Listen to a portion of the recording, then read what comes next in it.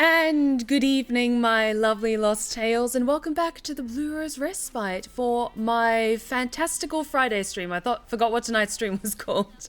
How's it going, my lovelies? I hope you're all doing well. I hope you've all had a wonderful week. And tonight we're going to be wrapping up by Sweet Carole tonight. I'm very excited to see how this story ends for our poor traumatized girlies. But firstly, big thank you to Weaver of Passion for your 24-month resub for 2 full years now. 2 whole years. Can't believe I've been supporting the always lovely, always amazing Seraph of Stories for 2 years now. I don't know what else to say that hasn't already been said, except keep being you, Steph. You're awesome. Thank you so much, Weaver. You are so wonderfully creative. Your animations are just wonderful, and I'm so touched that you want to be a part of my community, that you're so excited about being part of my community, and thank you sincerely for your incredible support and the resub. Thank you. And a big thank you to Nerdy Mim for the 100 bits. I really appreciate it. Thank you so much. You're so sweet. And yes, indeed, we have a hype train going, which is a wonderful way to kick things off for the evening. But I see Bingus is in chat, and I know, like, I could have just kept the intro going for another 20 minutes and it would have been the best stream I've ever done, according to you. Oh, but how's it going, Bingus? I hope you're doing well, darling. I hope you're staying safe and you're doing lots of cool things and you're going to have a grand old weekend and a nice restful weekend at that as well. Arc of Corona, thank you so much for the 95 bits. Oh my god. Oh, thank you so much. I really appreciate it. You're so sweet. Thank you so much, Arc of Corona. I choose violence this evening. I see. I wonder what kind of energy you're going to bring to the crowd tonight. To the chat tonight, I should say. Because I'm already kind of in a bit of a weird kind of giggly mood. Because I watched one of my, I'm not sure if I would call it a favorite movie, but it's a movie that I really like. Because I'm working on the 5th draft of Blood in the Airwaves, and I'm really enjoying it. I'm able, bit by bit, to shave off of the word count while adding more stuff in that fixes some of the things that were critiqued in the previous draft. So thank you so much, Bingus, for your really helpful critique. I really do appreciate it, and all of the stuff that you've suggested, like 90% of the stuff you suggested, I think I'm implementing correctly, but I do really appreciate that you liked that. I won't say what it is, but that chapter in particular, and you said that it was really good. That really did mean a lot, so thank you. So because I'm currently working on the next draft of Blood in the Airwaves, I'm watching movies and TV shows that I wouldn't necessarily were an inspiration to the story, but it has similar kind of visuals, or it makes my brain happy while I'm working.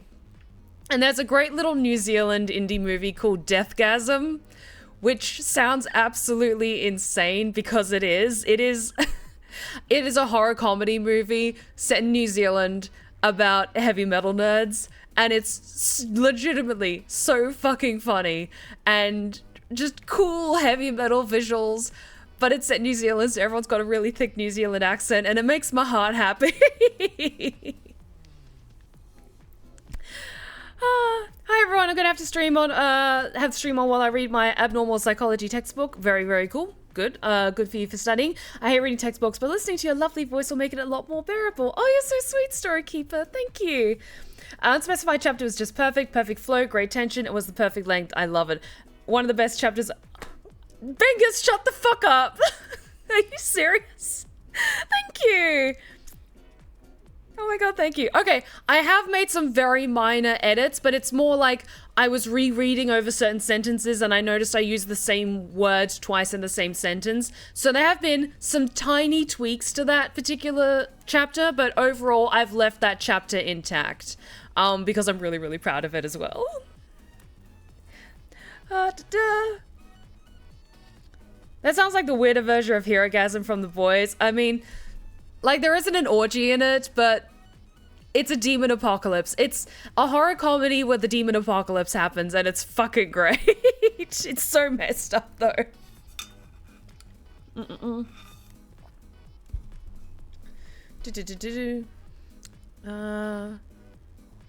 Deathgasm sounds like an amazing metal band. It kind of is. I won't go into details in case you do want to check it out for yourself, but just know that it is very explicit. It is very adult. It is also very, very gory. But it's a lot of fun, and it was clearly made by people who are metal fans themselves and fucking love heavy metal music and the visuals and so much about the genre. And just the culture of heavy metal. It's just legitimately a really fucking good movie, and I really like watching it. And it's been like a little bit of it's been a good movie to watch and kind of have in the background while I've been editing, because it's just really fucking cool. Hey Stephanie, what would you say to recommendations for people looking to dip a toe into reading supernatural romance? Good question, Lord Azul. It depends on what your appetite is for paranormal romance. If you want to do something more contemporary, I haven't finished it yet, but I'm really enjoying Bury Our Bones in the Midnight Soil. It's not technically a paranormal romance, I believe. It's more a supernatural... It's more of a supernatural novel with elements of romance in it. Because I'm not sure how it ends, because the thing about romance as a genre, if you're writing romance, is that it has to end with a happily ever after or a happily ever after for now. And while there are themes of sensuality and romance in Bury Our Bones in the Midnight Soil, I'm not sure if it's technically classified as paranormal romance, but it's about toxic lesbian vampires. And it's really, really, really, really, really, really, really well written. So I would highly recommend that. If you want something, I mean, one of the most popular books in paranormal romance is, of course, the Twilight series. If you want something that's just kind of fun to read. Maybe, it depends on if you want to read Twilight. I liked the Twilight books when I was growing up. I was a big fan of them, and the movies are a massive guilty pleasure for me. So there's always those. What else could I recommend? Because there's a lot of books that are paranormal romance, but then they also maybe dip into darker romance territory, and I know not everyone has an appetite for that. I personally also really, really loved The Poisoner by Ivy Ophelia. I am so thrilled to see the cover for the sequel book, The Arachnid, when that eventually comes out. But I really loved The Poisoner by Ivy Ophelia, but it also, as well as being paranormal romance, it is also has elements of dark romance. And while there is a content warning at the beginning of the book, I understand if not everyone has an appetite for something that is a romance with some more darker themes, like stalking kind of stuff, which is already a thing that happens in a lot of paranormal romances to do with vampires. But darker romance leans more into like the darker elements of that, hence the name. So I would recommend, honestly, just have a quick Google search or look up on Goodreads to see what is relatively popular in the genre, and then skim through to see if the synopses are quite catch your attention. But I will say I'm very much enjoying Bury Our Bones in the Midnight Soil. I'm steadily getting towards the end of that. It's just a really, really thick book, so I'm slowly making my way through that. Speaking of, how did your cookie run costumes full go? I got both of them because I got White Lily Cookie, and I had to get Silent Salt Cookie because I'm a sleep token girly, and I see what they did there with the character design for Silent Salt Cookie. So of course I had to get the special costume, but I'm a daily player, so I just like farm and save up all of my shiny things for when the special events come out.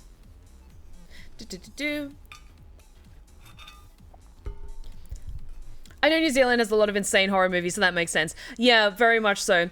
I will say, it like Deathgasm isn't as gruesome as, say, the Terrifier movies. It's more like just a lot of blood and like blood and guts, but not in the same shock value element of over-the-topness that the Terrifier movies have. I like the Terrifier movies, but Deathgasm is nowhere near as explicit as the Terrifier movies, if that makes sense.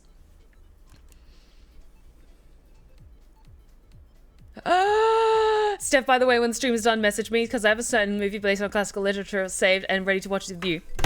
Okay, I am free tomorrow night, and I'm also free on Sunday. I'm mostly going to be packing, but absolutely, if you're down for it, we need to set our time this weekend so we can watch this movie. Because, yes, please, I would love to watch this movie with you. I know exactly what you're talking about. I've read Twilight, not a fan, but I do have a little bit of an appetite for the darker stuff. Thank you for the recommendations. Romance is not really something I understand on a mechanical level, so I'm trying to understand it better. Really, really good approach then in that case, Lord Azul. I'm just trying to think if there's anyone else that I would recommend at the moment. In terms of like specifically paranormal or supernatural romance. It's a genre where there's a overwhelming amount of stories. So I'm kind of a little bit overwhelmed myself in some regards. I will say I've heard amazing things about Ali Hazelwood's The Bride. And then that's a romance between a female vampire and a male werewolf. And it's essentially like two kind of feuding courts who have to join forces through the marriage of this couple. So that's a paranormal romance, but both of the participants in the coupling are paranormal creatures. So that's also something I feel like so much paranormal romance, it's like human character and then supernatural creature, and then that's the romance. So I'm sure there's plenty of other books out there that are like supernatural creature and supernatural creature, and then we make them kiss.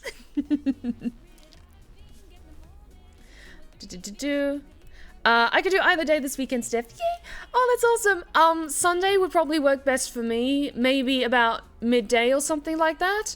Or even actually tomorrow night as well. Yeah. I would say let's pencil in tomorrow night because it's really good. It's also, just so you know, Bingers, it's almost 3 hours long. So let me know if then with that in mind, if you would prefer during the middle of the day, and so Sunday would be better. Otherwise, in the evening on Saturday. It's all good.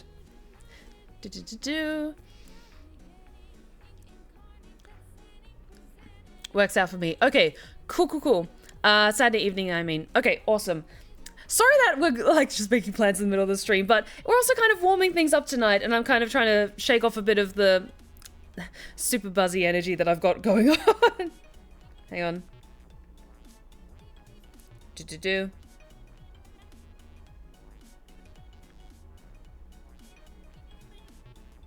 Added to the calendar, all good. Okay. Steph, I have a question for you. It sounds like you know each other well.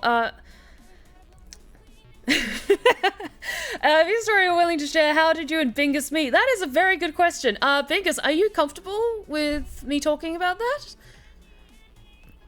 Like, it's not necessarily a huge, overdramatic story, but we are besties, so I just want to check in with Bingus that it's fine with them first. Go for it. Okay, honestly, as far as I can remember, Bingus reached out to me because they wanted to commission me for some voiceover work for one of their creative projects, and then we just started chatting, and it ended up being like strangers that you meet online through just random happenstance that you just click with really, really well, and then you just start talking every day, and then eventually she couldn't get rid of me, and I just turned into a rash. A rash full of red flags that she constantly gets to judge me for. Are your controllers charged this time? They should be. I have both of them charging right here beside me, so if one of the battery packs fails, then I've got the other one to switch to. It's all good.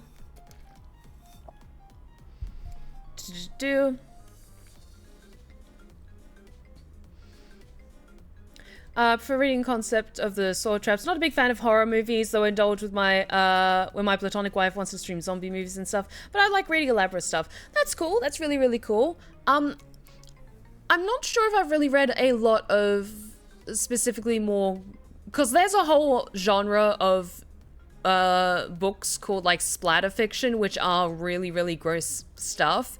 And that's more aligned with what you would see in movies like Terrifier or the Saw movies. I personally haven't reached out to read any of those. But there's definitely, like, if you enjoy that kind of stuff, there's honestly so many books out there with varying degrees of horror and spiciness for depending on what your appetites are for horror, for romance, and everything in between. Stinky Treen, what the fuck are you doing? How's it going, Stinky Treen? So good to see you, darling. I hope you're doing well. Thank you so much for dropping by. We're just having a fun little ramble before I set into getting to the end of By Sweet Carole tonight. We were just talking about horror movies and paranormal romance books and other fun things because I've been working on the latest draft of my book, Blood in the Airwaves, and it's coming along really, really well. So we were just talking about movies and books and other cool things. Excuse me. Basically, yeah, we had a fairly large overlap with mutual online creative friends, so we bumped into each other somewhat often, and we just bonded over mutual likes, and both of us had absolutely repugnant, sassy bickering. That is pretty much it. That is pretty much it.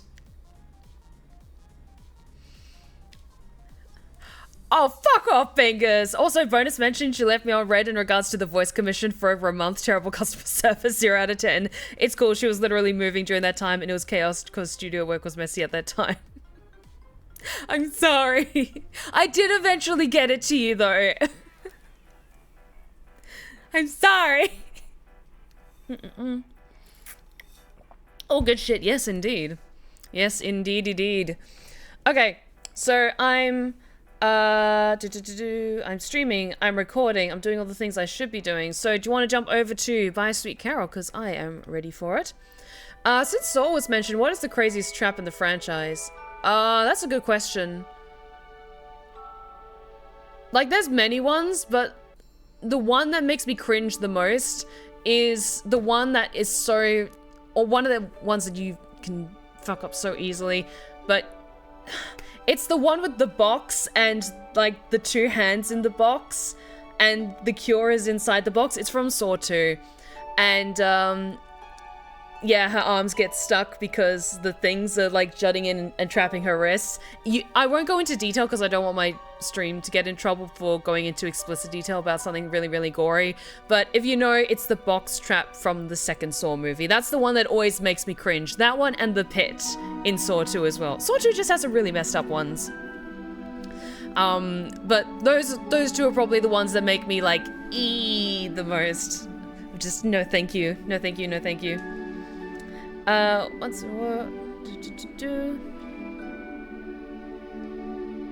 Oh, I was also thinking, what are some other great horror books to read? I'd also highly recommend Grady Hendrix. I really liked My Best Friend's Exorcism, and I loved We Sold Our Souls, but that's also heavy metal horror as well, so I'm a little bit biased in regards to that, but honestly, highly recommend Grady Hendrix as well for, like, good contemporary horror writers as well.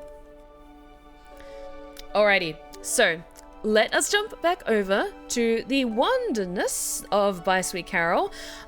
Because I wasn't sure how much of the game we have left, this might be a relatively shorter stream, but then we'll do a longer wrap-up session once we get to the end of the main story. Literally reading The King in Yellow currently for fans of the classics, ended up picking up Carmilla for my wife. It's so good. Carmilla is a classic for so many reasons, and it's genuinely such a good book. Okay. Let us return.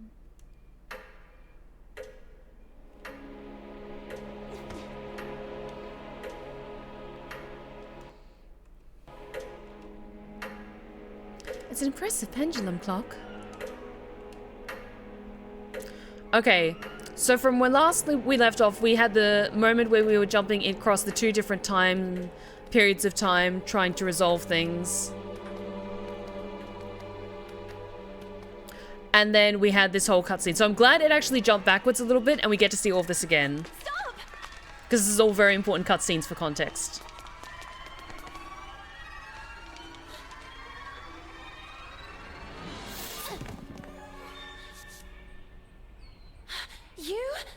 What are you doing here? Go away! Leave them alone! You really like playing with time, don't you?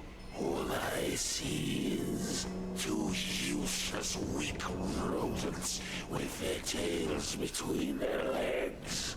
No, please! Rabbits, you are just rabbits. This is not your play. No!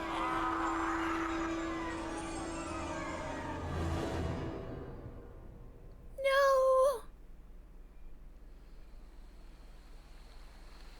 Chapter 8, Prey and Predators.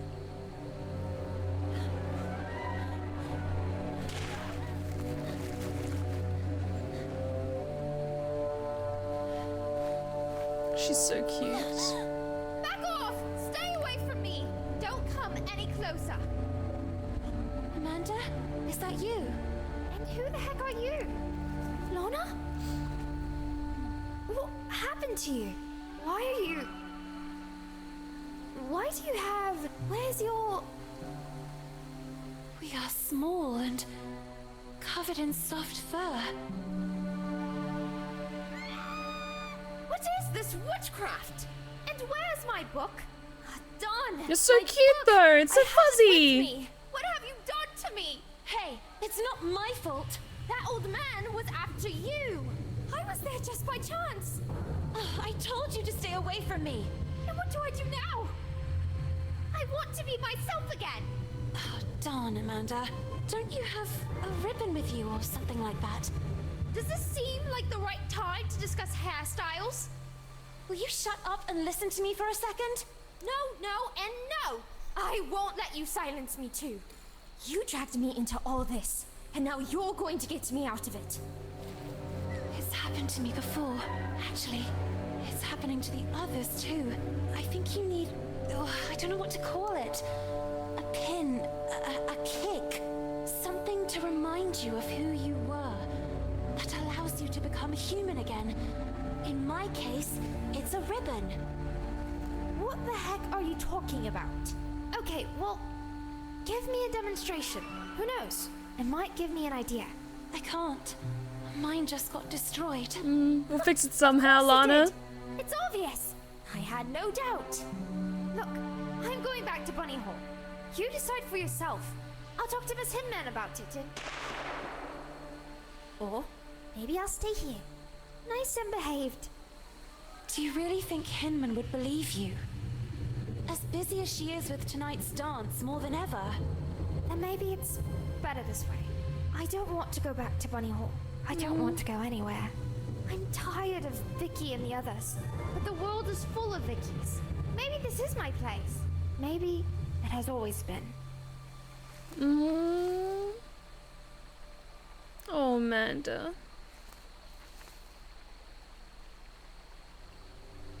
This. Where did you find it? I grabbed her by the hair. I realized it was important. I remember that day.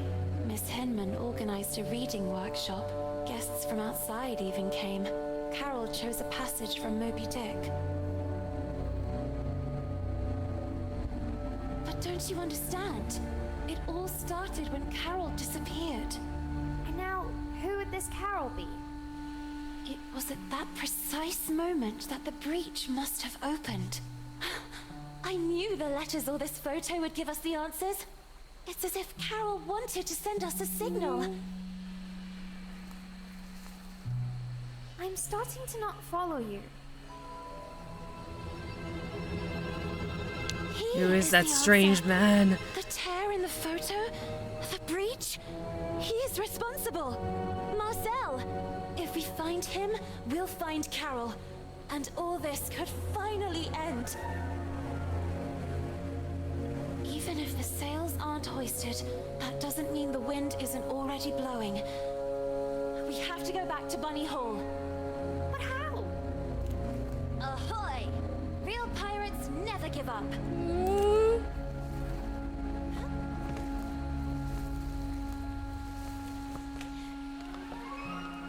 The felled tree, the signs of exploded mines. If my calculations are correct, we are in the park, just a few meters from Bunny Hall. Shh. Did you hear? Listen.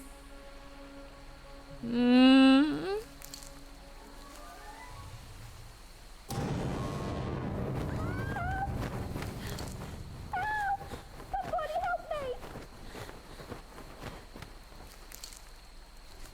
She'll be fine.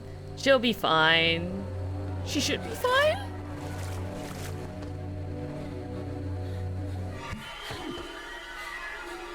Lucy! Oh. Where did you end up? Do something! Please help her! We have to follow Frank! Well, let's keep our distance.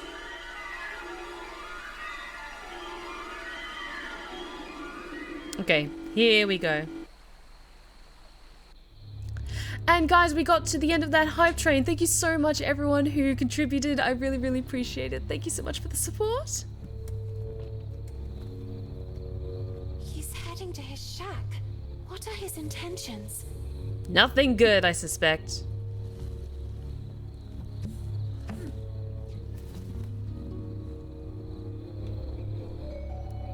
Okay, find Amanda again. We can do that.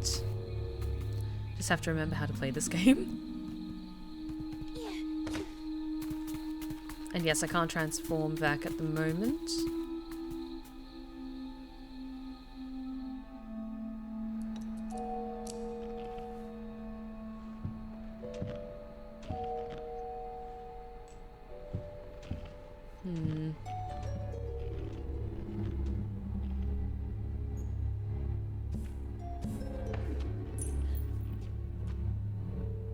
Shh! Ton! What's that?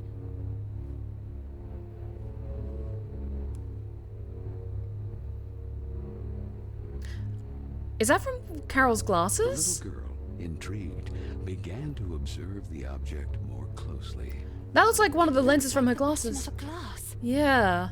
Quick, let's get moving. Hmm. Let's find Amanda and leave this place. Glass object. Yeah, just with the size of it, it makes me think that is maybe her glasses.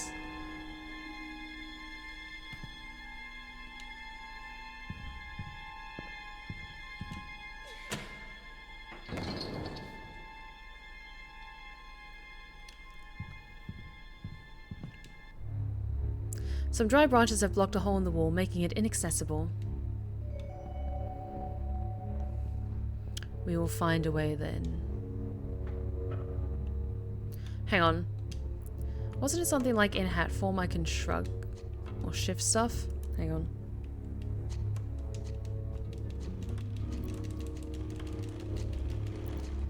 Come on, I've got to be able to do this in larger form as well. Really?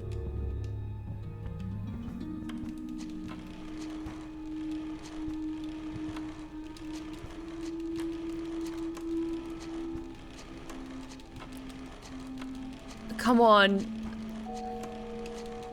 Like, it does move, but it's so tiny. Why can't I move this in bigger form as well? Hey, Spirit Wolf, how's it going? Welcome back.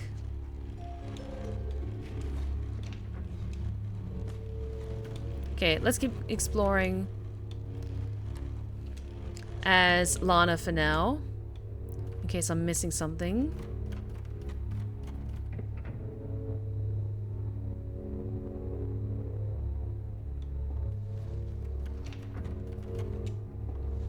It's a switch. It's unreachable from here.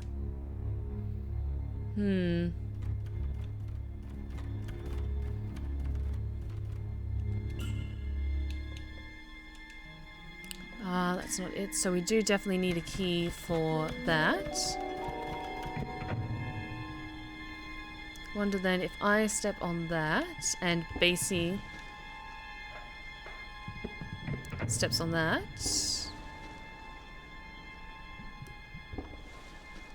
Okay, nothing in particular happens.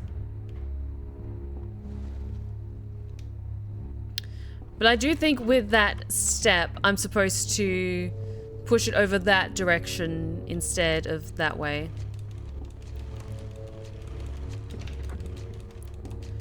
Does it have to move one tiny inch at a time though? Okay, while I'm slowly moving this thing. It's not quite Watership Down, but I do really love rabbits in stories and in literature. Because they're just so versatile and you can do so many cool things with them.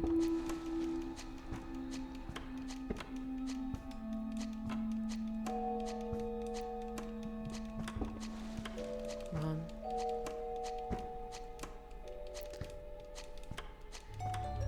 Come on, move it a little bit faster, come on.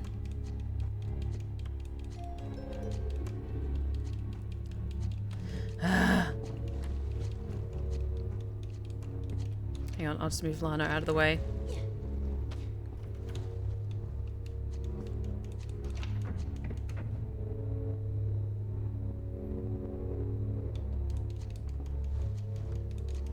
Okay, that's gotta be close enough. Can I not?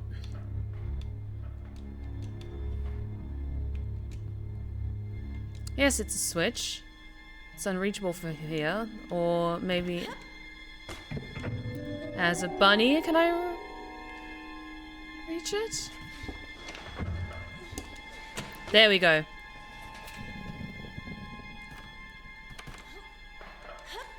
Ah, okay.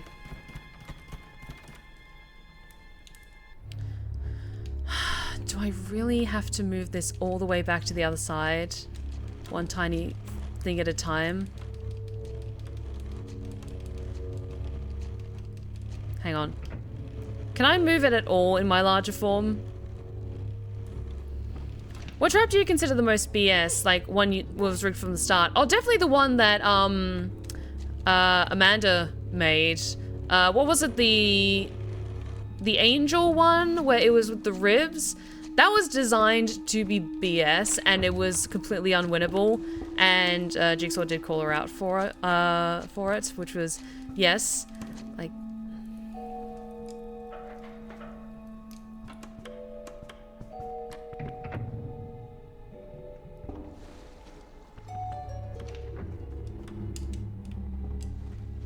Really? Really? Okay, fine.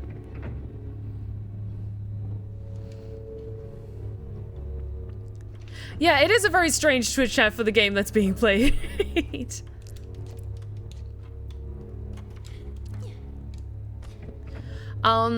But when I was in the bookstore yesterday, I actually came across a, while we're talking about Watership Down, I actually came across a what was it, graphic novel adaptation of Watership Down, and it was absolutely gorgeous. I was very tempted to buy it, but I've already spent too much money on books this year.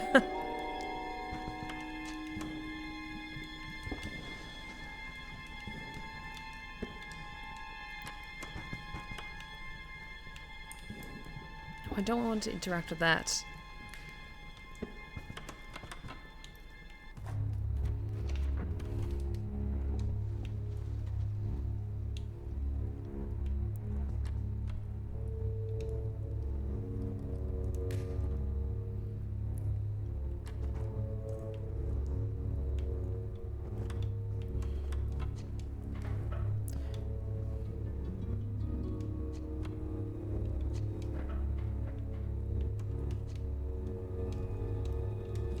Okay. Is this broken? Oh no, wait. Okay, I didn't have to push it all the way back. Thank the gods for that. Oh wait, I was gonna be pissed.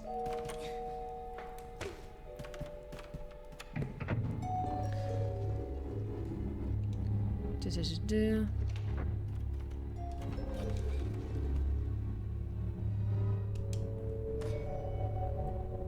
Okay.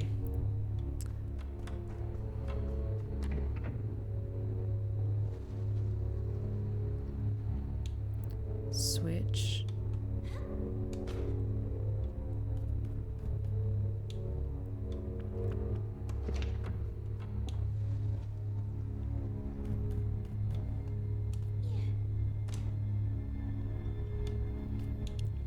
And move over.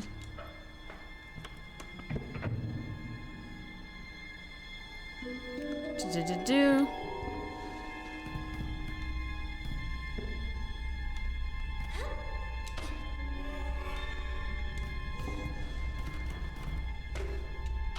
An electrical panel. It's not receiving power. Oh, mailbox. Thank you. Save. Okay. Yeah.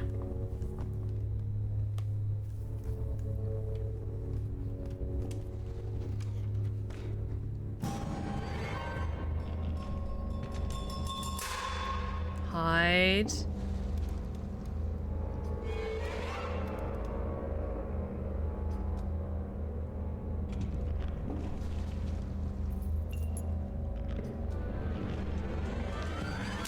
There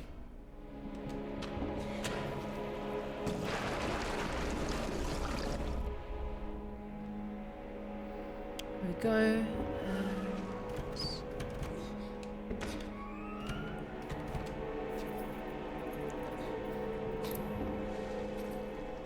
There we go.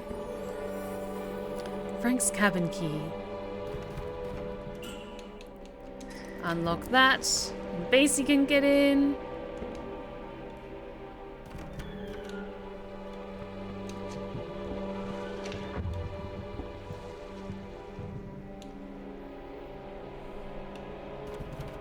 Oops. Okay, need a separate key for that. No, I want to go down. Can I not? Ventilation duct. A gate is blocking the way.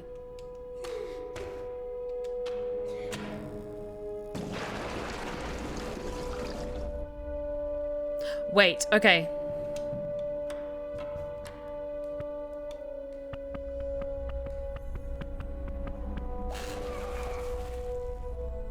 There we go. Aha.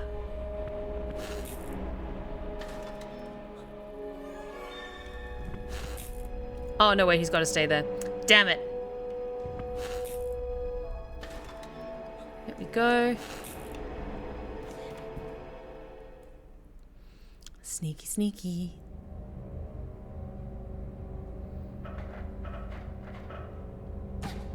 The little girl was shaken by uncontrollable shivers. What was that place?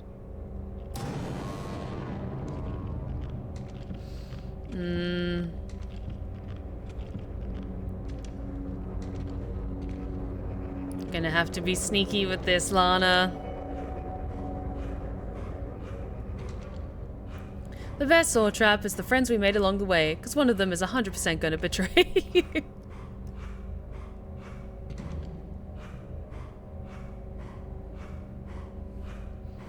He doesn't seem to be...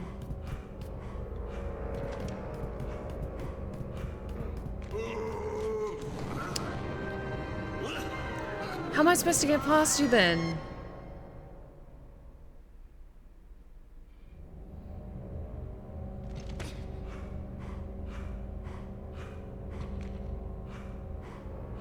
Okay, he's looking downwards.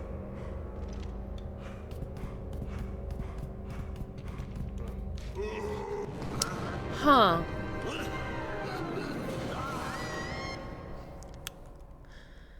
I will say though, this game is lovely in a lot of ways, but some of these puzzles are bullshit. Am I supposed to try and run past him?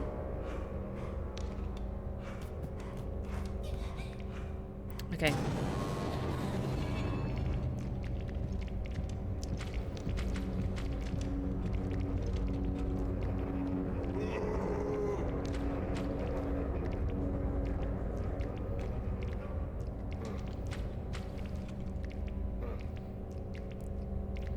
Okay, wait until he's facing that other direction again.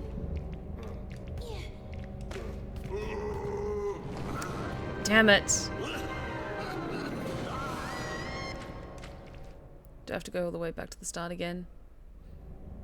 Please don't. Please don't. Fuck. Fine. No, damn it. Skip. Okay. Buckle in, guys. We're going to be here a while.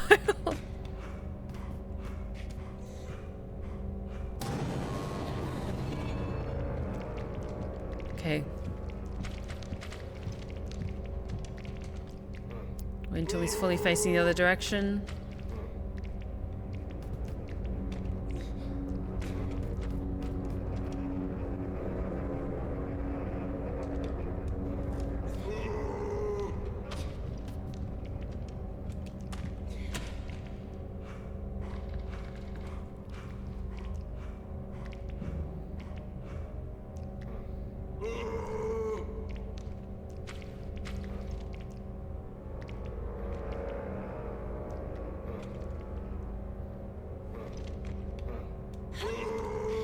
Nope.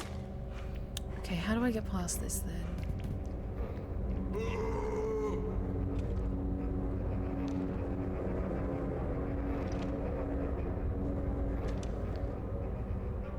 Okay, it's implying... Because I can't climb up that, it's too high.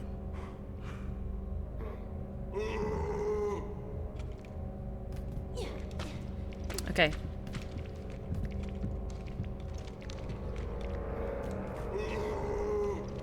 There we go.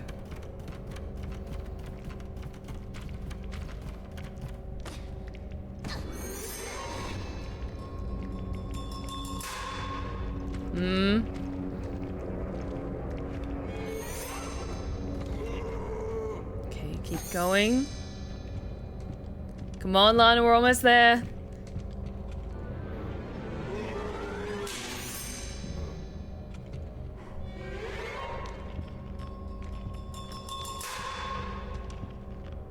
That's right, go away. Go away. Amanda? Hey, it's me. Quick, I'll get you out of here. No! Amanda! No, you too? The little girl collapsed at the sight of her sweet friend, now corrupted mortal. Kin was gaining great power, relentlessly widening the breach to Corolla. But what are you doing here? You! Oh, I beg you! Do something! Help her! Lana, not all of us are equally strong. I don't understand. A moment ago, she was... Come on, I'll take you back to the dormitory. No! And Amanda, it's not too late, right? And me, my ribbon got destroyed. Will I also transform like her? I'll see what I can do. Come on now. We better go.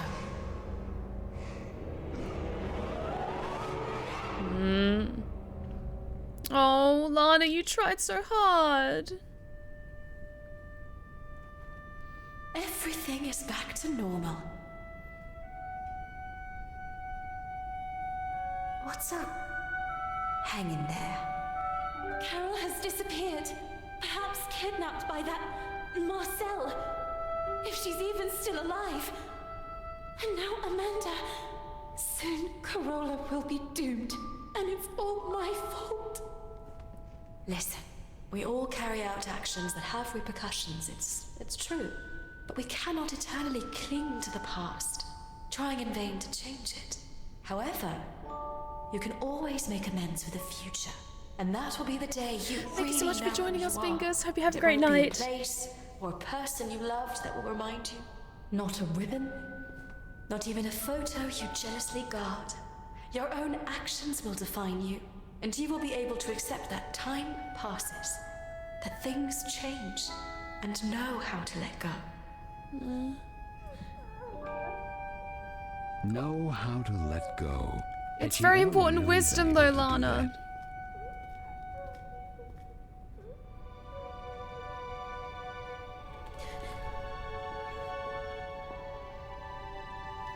What's this?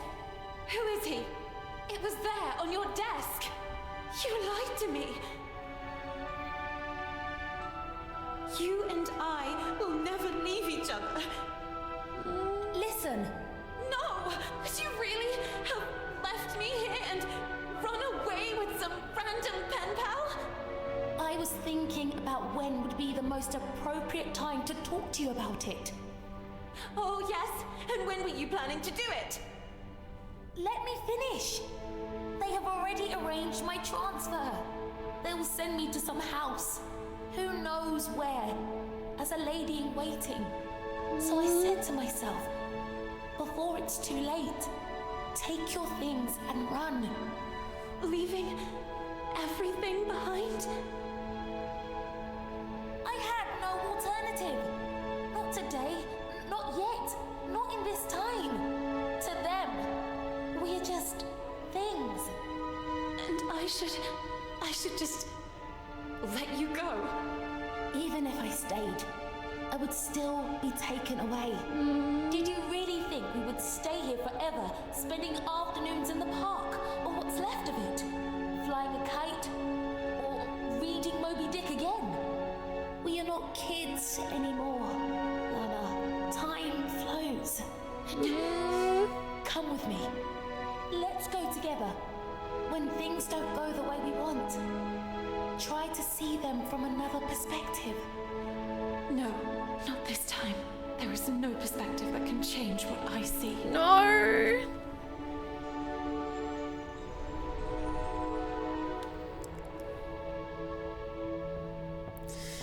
Oh, Lana.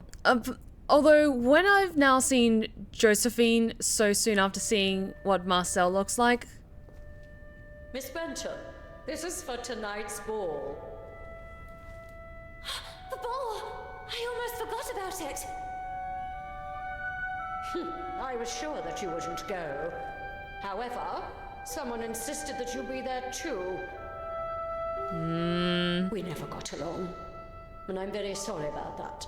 I hope, however, that this time you will prove me wrong by accepting the invitation and demonstrating that you are a real woman.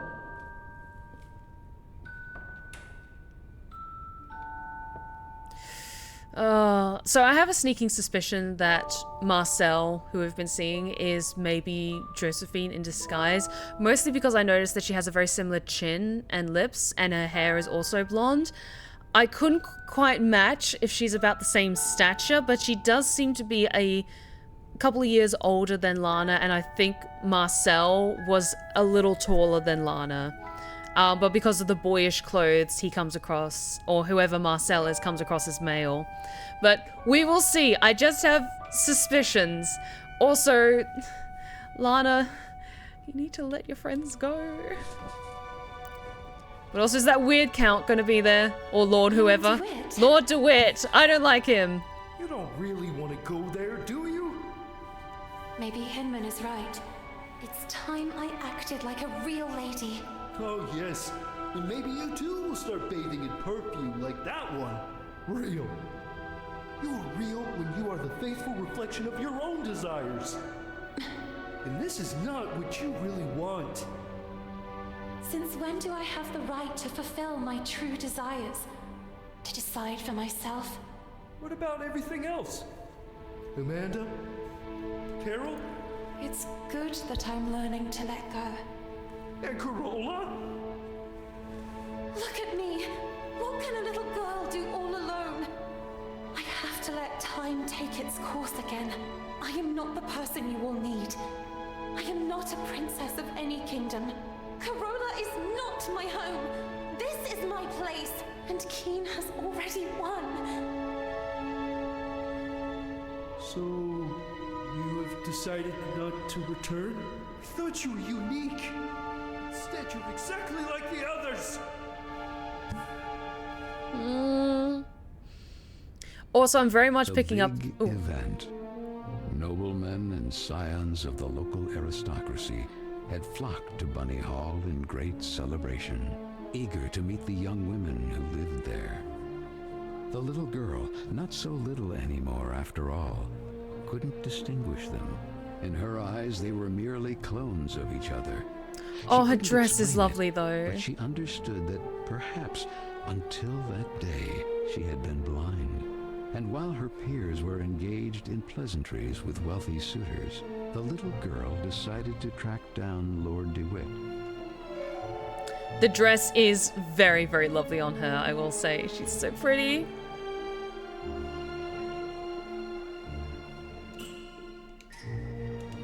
Miss, You certainly wouldn't want me to serve you a drink. In any case, drinks are for the exclusive use of players in possession of chips. Ah, I see, we need a drink ticket. Fair enough. Go find one of those then. What a pretty damsel. Nice evening, isn't it? Would you allow me this dance? Me? Sorry, I have to pass. Come on, don't be shy. No, it's just... I'm looking for my knight. Don't concern yourself too much, miss. Your knight can only be in the VIP lounge or gambling his title at the gaming table. So he certainly wouldn't be upset if I steal you just long enough for a dance. Go away, Let's you're do being it this creepy. way. If you prove to me that you're up to it, I'll let you pass. Otherwise, you will owe me another dance. Oh, is this the dancing minigame? Shall we? Fine. Let's get the dance rolling. I have to remember how I did this before. Shit!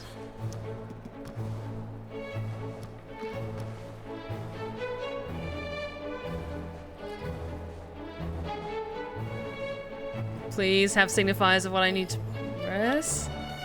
Okay, thank God. I was worried for a second, like, shit, I haven't played this in like 2 weeks. What do I need to, what are the buttons again? I will say the animation is really, really nice for how her skirt flows. It's so pretty.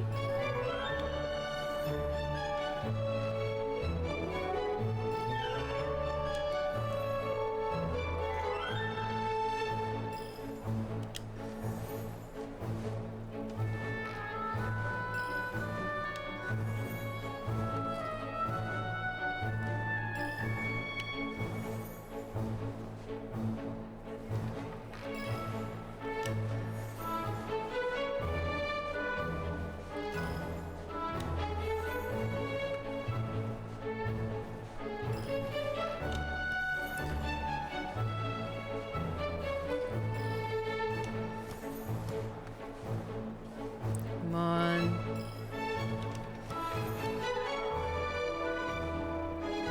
Because whenever you have animation, specifically 2D animation, doing dance sequences is very tricky to get the fabric just right. Not bad. You're doing So this is a bit of a flex, not gonna lie. too kind to you. Let's see if it was just luck.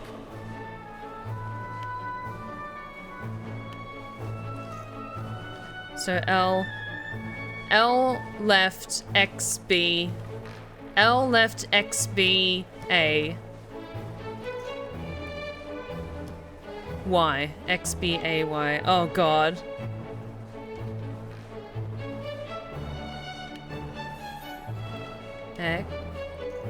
X B A Y. Okay, there we go. Miss, you have made me a very lucky man tonight. But a deal's a deal. Please go ahead and join your knight. Don't hesitate to stop by and say hello from time to time. No, now get out of my way. Ask me anything you need. Anything. Actually, do you have drinks tickets? But no, I'll go find our knight first. Hang on, I'm gonna talk to him first. What is your deal?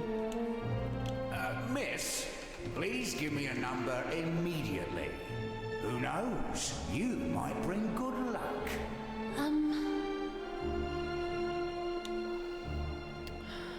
32 red. 32 red. Les jours sont faits. Rien ne va plus.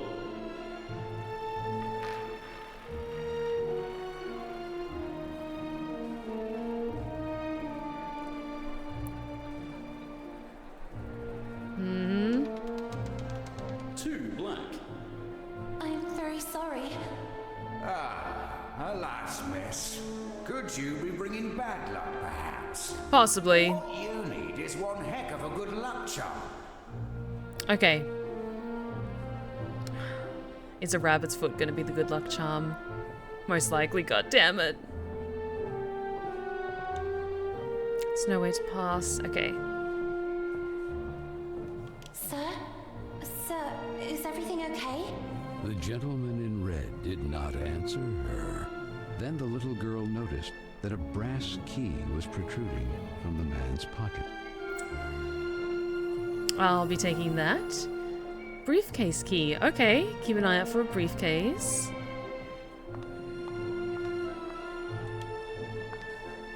Go away! Marianne, is that you? I already told you to leave.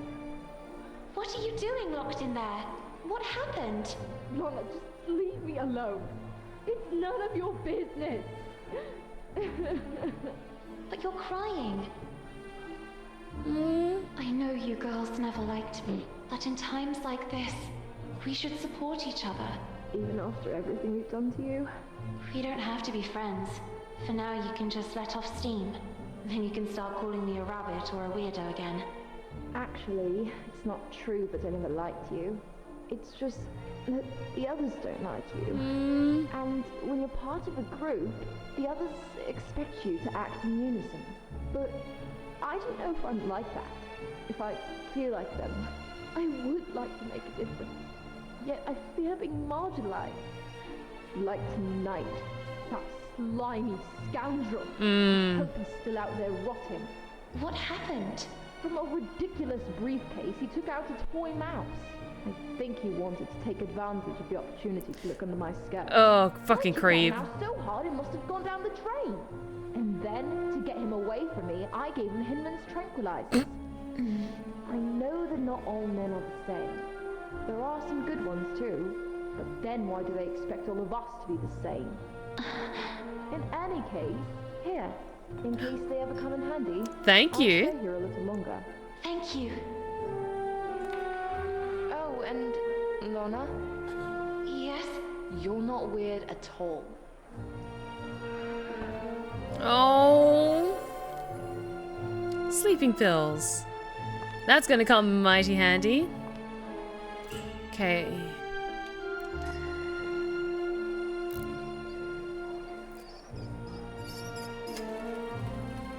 Okay, I'm glad I could use the screwdriver in order to get that out, but where has that mouse gone to? Got to be around here somewhere.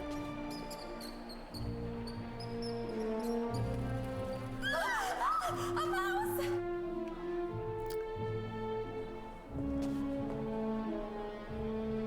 Keep walking past you, you creep.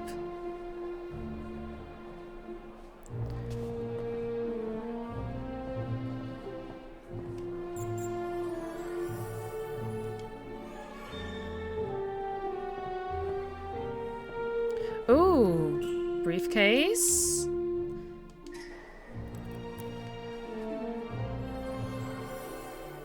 Lucky charm, good, good, good. Okay, so we can go upstairs, but I want to see what else is out here first.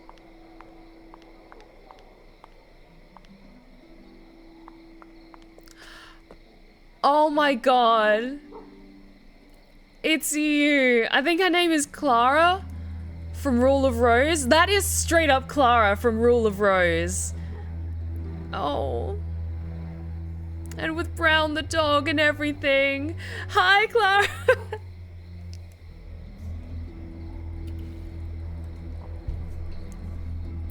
Oh my god, that makes me so happy. Hedges produce a pleasant shade. Some stacked up bins. Okay, we're not going to go outside just yet.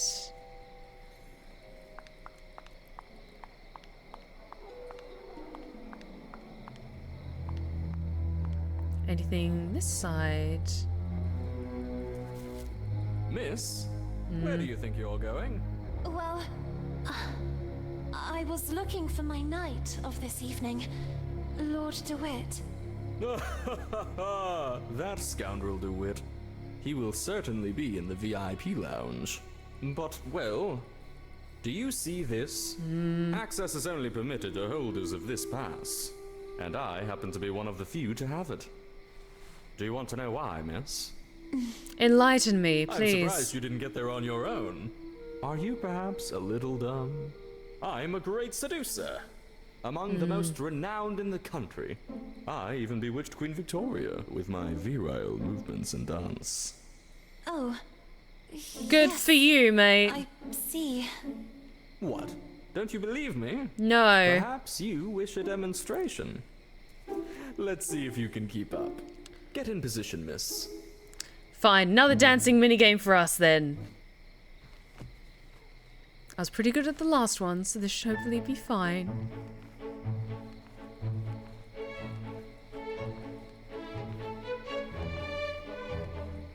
Oh, these are a lot faster though, shit.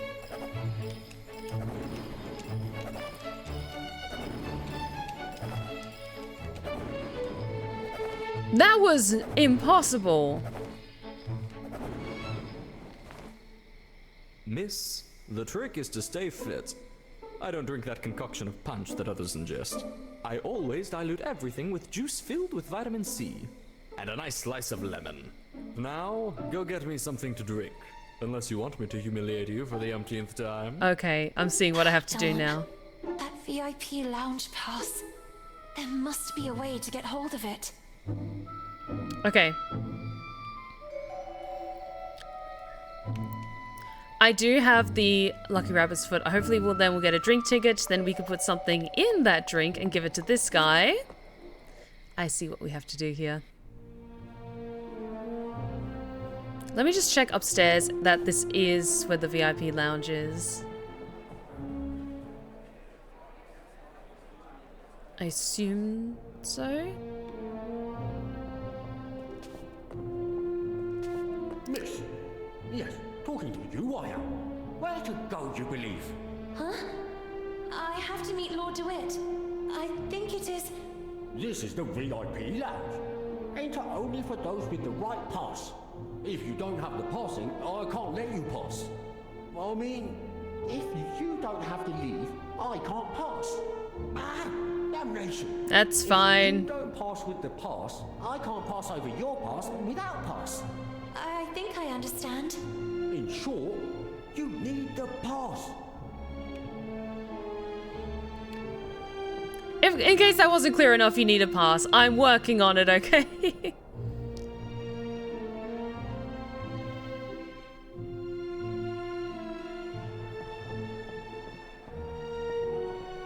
I do have a Lucky Rabbit's Foot, so I should be able to give that to you. Miss, please give me a number immediately. Who knows? You might bring good luck. 16 red. 16 red. Les jours sont faits. Rien ne va plus.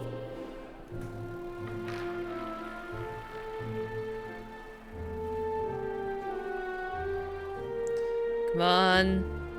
Come on. 16 red. Yay! Yes, miss. You are one lucky girl. Please take them. You deserve them. There we go. Gambling chips.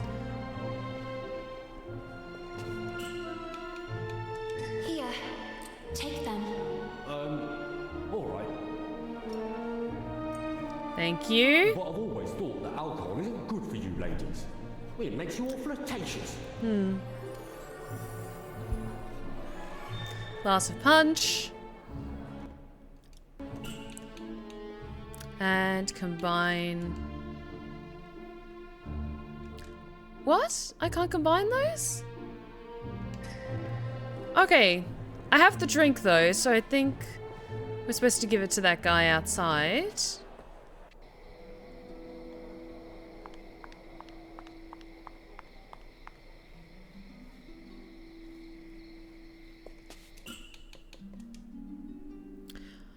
No?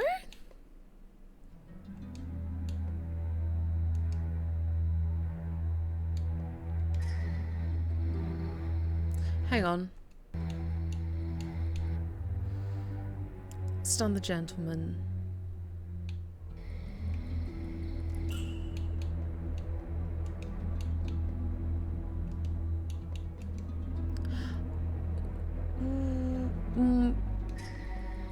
Huh. Like, that feels logically correct. Well, let's go to the other side of the garden because there was a door there in case there's something that I haven't checked out yet. Something I haven't spotted. Okay. Miss Fisherin, you must excuse me. Okay, I'm leaving. Okay. There must be a way to distract her. Ah, okay. There we go.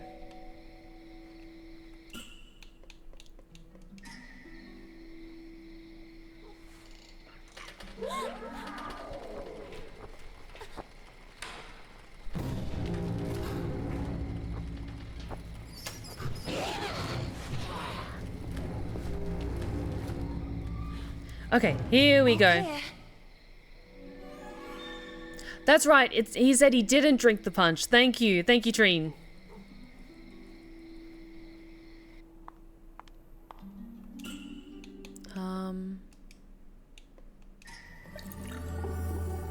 There we go. Empty glass.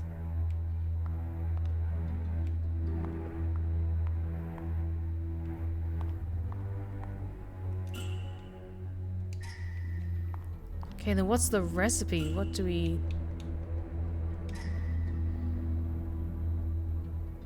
Can't pour the juice first. To create a good cocktail, you have to start with the punch. Okay.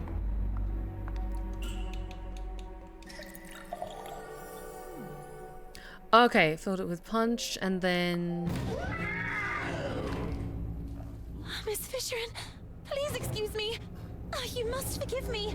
I must have gotten lost and... My science test is... Oh, that's right, we found The that. little girl seemed to really hear for the first time the voice of the gruff Miss Fisherin. I worked on it all night at the library. Oh. The next day, the others hid it from me, out of spite. Professor Sullivan didn't believe me. And all these years, I really believed that I wouldn't be capable of succeeding. Maybe it was for the best. Maybe I wouldn't have been up to it. I could never accept yet another failure. Indeed you were up to it, and more. Your test was correct. Oh. For all these years, I chose to identify with what others saw of me. I preferred to believe myself inadequate, rather than accept the risk of another failure. Don't make the same mistake as I, Lana. Don't be what others expect of you, or how others describe you. You are authentic when you are the faithful reflection of your own desires. And so it was, in fact, that for the first time the little girl saw Miss Fisherin as she really was, like Nora Fisherin, and no longer like the furious creature that lived in the gloomy attic of Bunny Hall. Thanks, Lana. Thank you very much. What she Oh, had thank you for seen that, Stinky made her Stinky think, Trine. And the little girl's thoughts drifted to the sweet Amanda. And perhaps, just like for Miss Fisherin, the last word had not yet been written. Thank you. A juice that has vitamin C and a wedge of lemon. That's it. Thank you.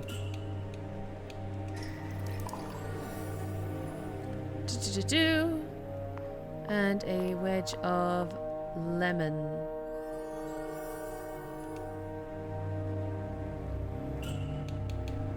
And combine that with that.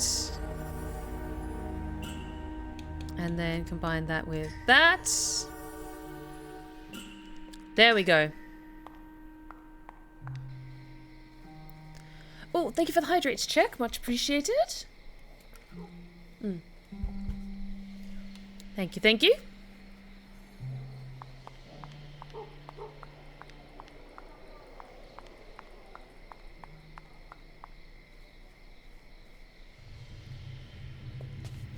Hey, sir, I have a drink for you. Well done, miss. I really needed that. I have never felt so strong. I'm charged like a lion. Good for I you. think it's time for a dance. And this time, I won't be very forgiving. Sure. We will see. Charged. Like...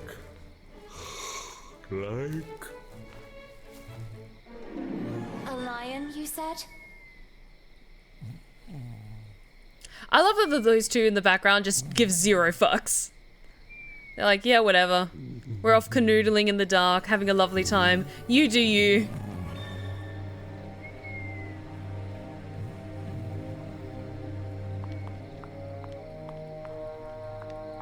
But I have my VIP pass now.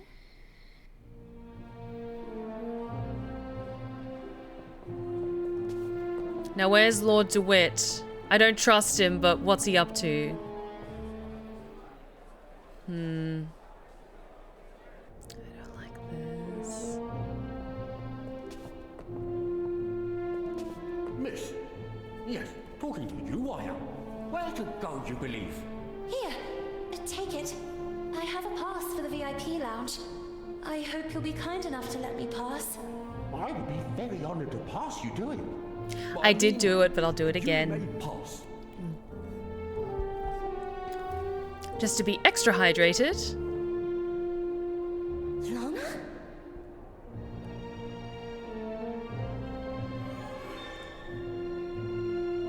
Miss Benton. You look even more radiant in this dress. I hope you like it. Would you favor me with a dance? I really admire your rebellious nature. Thank you. Nevertheless, on your beautiful face, I still see sad eyes. Are you not happy? Oh, well, yes. I think so. Such enthusiasm. What troubled you? Tell me. Oh, where to begin? Where to begin? I understand. I should have the strength and courage to let go, but I can't. I also don't know if I'm doing the right thing. You mean standing here by my side? No, it's not that. You are a good man. I just don't know if I'm ready for this, or if it's really what I want. Maybe it's just the fear of growing up. Well, that is natural. Now let me ask you a question, so that you can really discern if this is what you want. And that is? Miss Benton, could you imagine yourself next to me? I have never thought about my future that way. Not yet, at least. And I just can't think about the future when the present still has so many unknowns. Honestly, that is not the reaction I expected. And what did you expect? I don't know. I can't say that I was expecting enthusiasm exactly, but at least a little gratitude. Gratitude? Well, you see, I chose you above all. Oh, so just because you're a good match and out of many you chose me, I should owe you gratitude? Fuck yes, Lana. Not the others? What will happen to those who don't find a husband tonight? Or those who simply don't want a husband? And what will happen to all the others that don't fit your standards? Miss! Pop off, Lana! What will happen to those who simply want to decide for themselves? There are rules. Rules dictated by whom? Who decides who we should love, how to dress, how to behave? Why can't our distinguishing qualities define us? Miss Benton, this is how the world works. This is how it is decided. What is the point of having dreams and aspirations, aiming for a better future, if everything is already decided? What is the point of having a voice if no one knows how to listen to it? Let your voice be heard! Let your voice be heard, girl! Oh, she's gonna get kicked out for kicking off the revolution. Shit! Fuck your rules. You're making fun of me. I thought you liked my Hands off. nature. But now I understand why. Slap him. You hoped you could tame me like you do a filly. Slap him. Oh my god. My heart. Who is this slob you're with here? How could you replace me like this? Who are you? You scoundrel! My husband suspects us, and you go flirting flower to flower. Little duck from my pond, how could you betray me? My good man, there must be a misunderstanding. Lana, get out of there. Pacey, you're back. My dear gentleman, I demand a duel. Buttercup, I'm so sorry, but Twitty and I are one now, and no one will ever be able to separate us. I love him. Oh, I wish you two a very, very happy life. Yes, get out of there, Lana. Thank you, Pacey. Thank you with all my heart.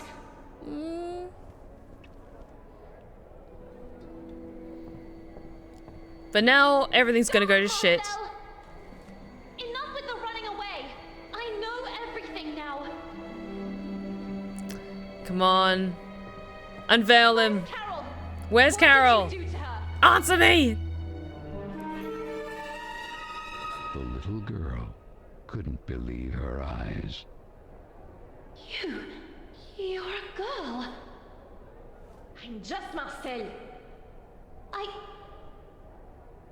What happened to Carole? That's what I'm trying to understand too. But the other day, what were you doing near the theater in the basement of Bunny Hall? I saw you. I was stalking a shady figure. There was a nauseating stench down there. They were throwing things into the fire. So it's not Josephine like I suspected. I immediately recognized some of my letters. And Carole's handwriting. I was trying to get them out when suddenly I heard you coming.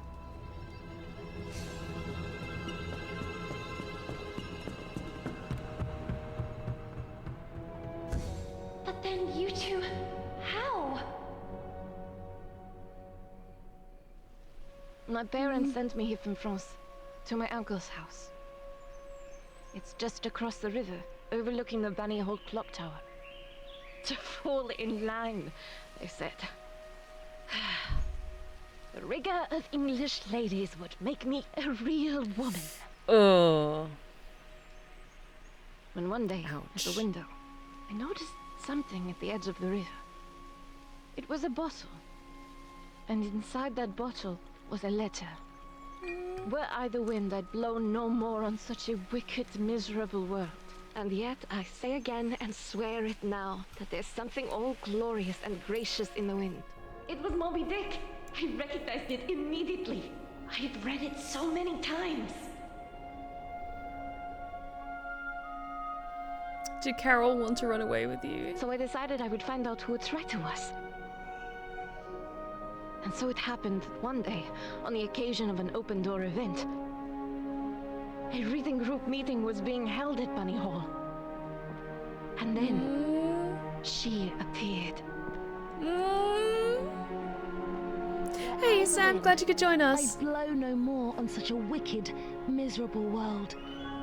And yet, I say again, and swear it now, that there's something all glorious and gracious in the wind. It was her. It was Carole.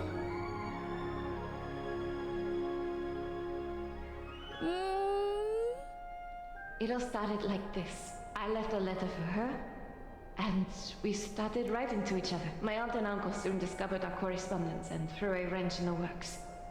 So Carole put her messages in bottles left to flow along the riverbank. I slipped mine to her among the newspapers sorted at Bunny Hall. And then, what happened? We planned to run away together and join the suffragettes. Fuck I was yes. waiting for a message from her unusual bottle, in which she would establish the time, the method, and the signal. But that message never arrived. That letter! I saw it! It was in the flames! Someone must have found it and made it disappear, trying to cover up everything else. But who? What do you think really happened to her? Nothing good, I fear. Especially after finding these in the heater. Oh. Carole's clothes. Then you took these out. One moment. Now I remember. It's not the bottom of a glass. I knew but the it. missing lens. Vicky and the others were right then. Frank. Duel. Oh shit. Duel.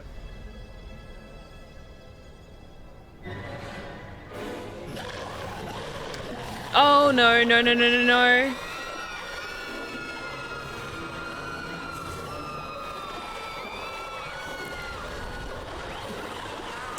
This is fine. This is fine. This is fine.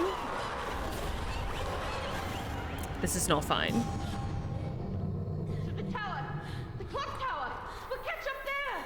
Go. This is fine. Oh. I think we have one more chapter. The little girl couldn't believe her eyes. Bunny Hall was in a frenzy.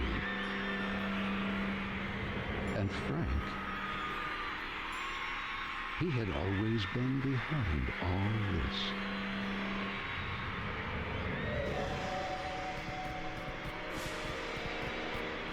But what is your deal, Frank? What have you been up to?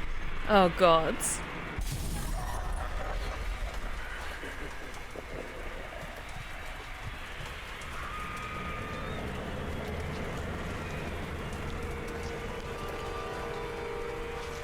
Okay, gonna have to wait until you turn around before I can scurry past.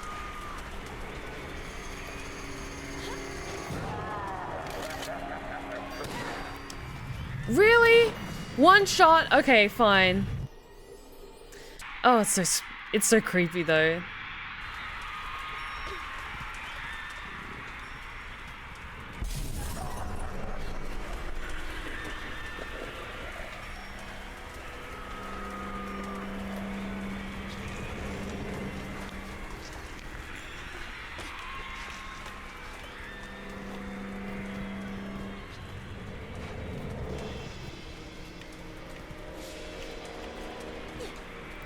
I'm pressing L, but it's not letting me go up. Oh, hang on. There we go.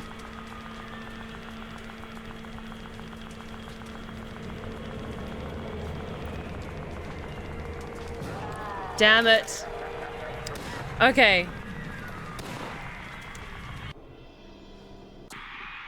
Because I wasn't sure if I could transform between bunny form and normal form.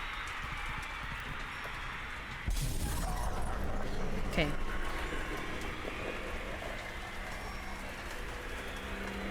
Quickly.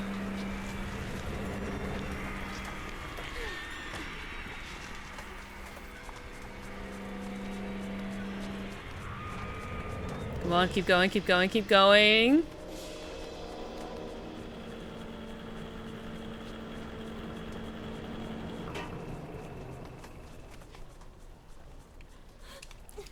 Are you kidding me? Again, the constitution of a paper plate. God damn it, Lana. Ah.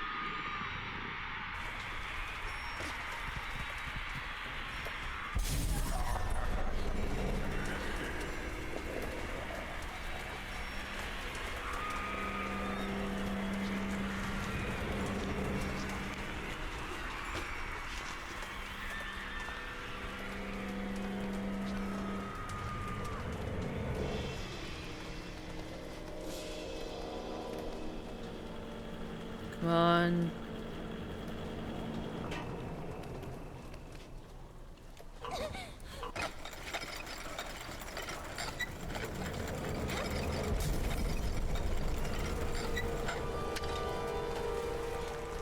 Okay, careful. Careful.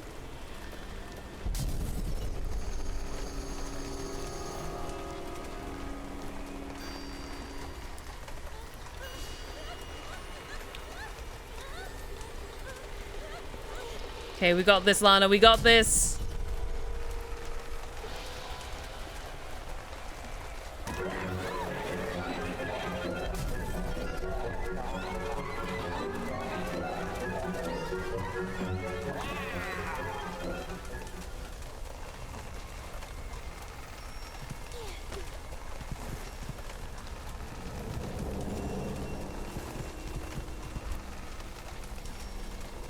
Oh, yes. No, are you kidding me? Ah, fine. How far back do I have to go, please? Oh, thank the gods. Okay, I was so worried for a second, like, no, don't make me do that all over again. Damn it. Okay, that's not too bad then. That's not too bad then. Because if it took me all the way back to the start again, I was just gonna throw my controller through the screen.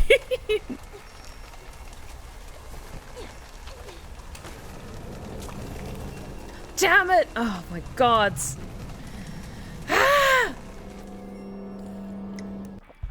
It's fine.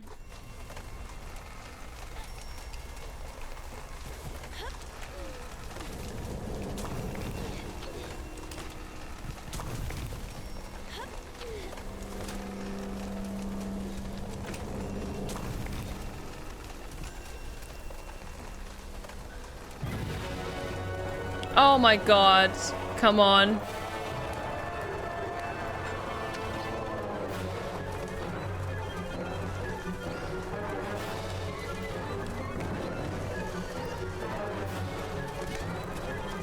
Are you kidding me? Horrifying death scene though. Okay. Oh, thank goodness.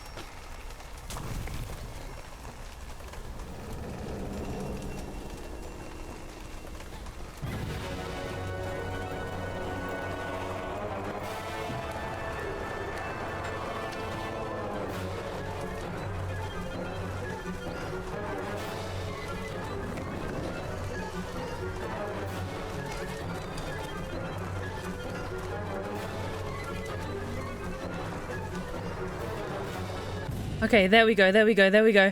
Oh boy.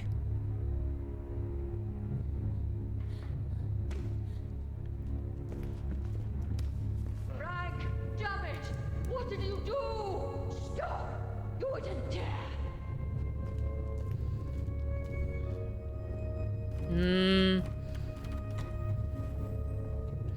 What are these two doing? What do they know? What's going on?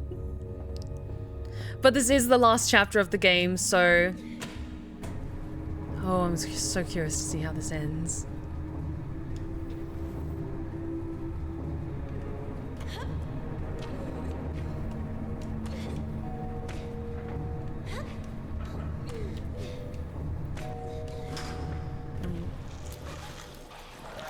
Oh god, that's horrifying.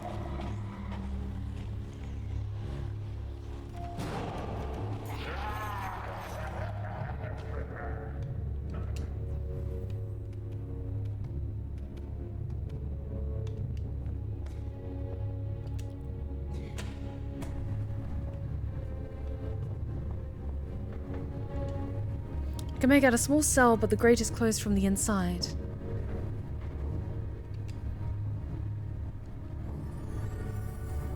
Locked box, interesting. It seems to contain something, however the lid is screwed on tightly.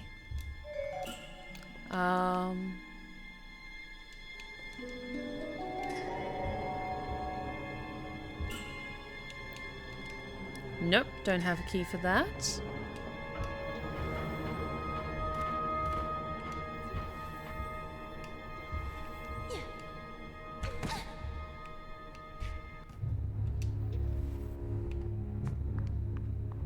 Okay. I was curious if that unlocked anything, but no.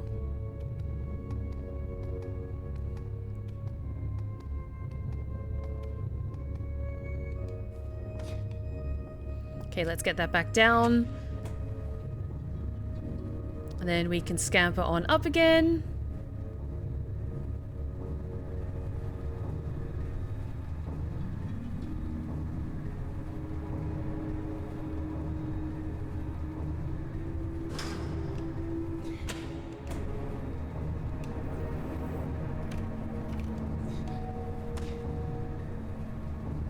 So I think there was something on the other side that I missed.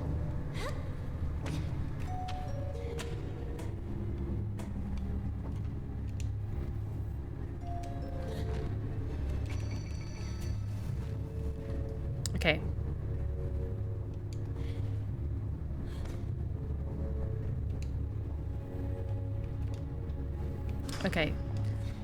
Need the box to shove that way.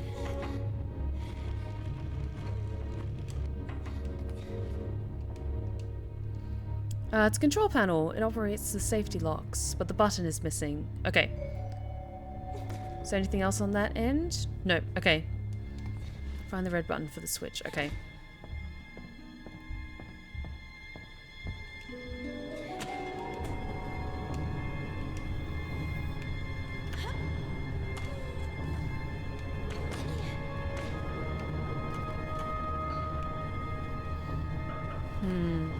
So there was that room over on this side.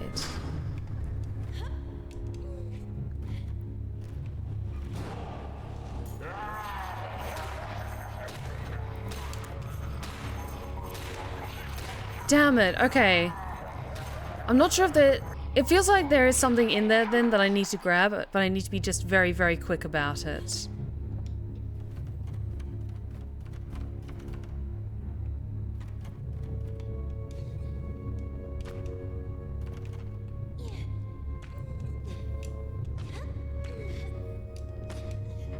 There we go.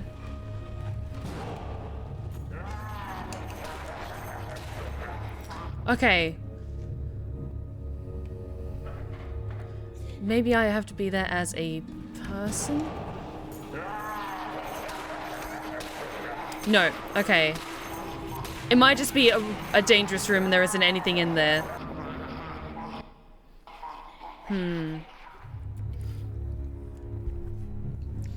Okay. So we're looking for something with a red button.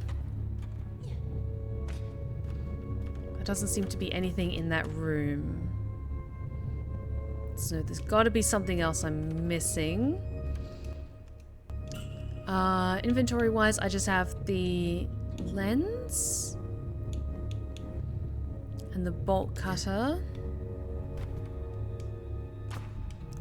Really? Okay, fine.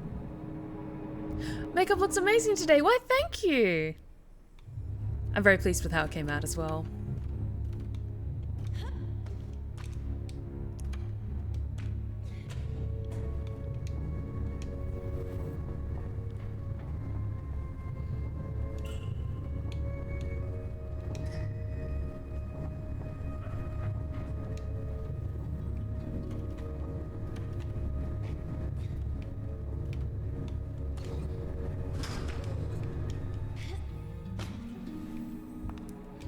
Okay, but these doors are closed.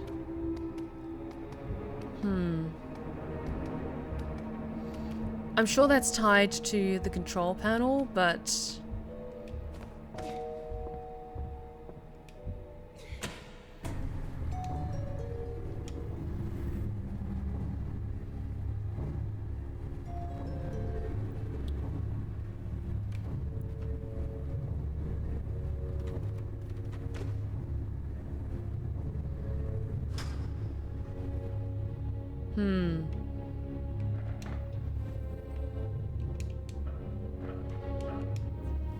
Let's check this again quickly.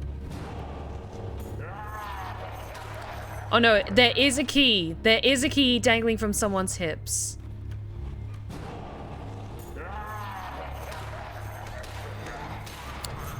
But how in the hell am I supposed to get past? Okay. I have bolt cutters and other things. There isn't anything else for me up here.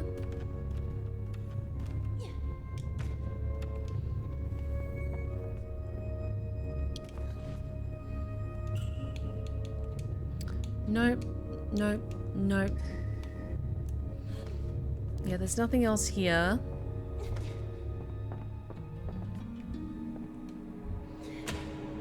Let's try calling the elevator and want to see if I can actually get into the elevator. Or if it's only to use it to go up and down different platforms.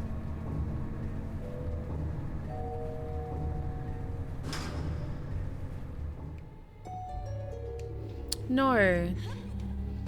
I can't seem to actually be able to get into the elevator, which is odd.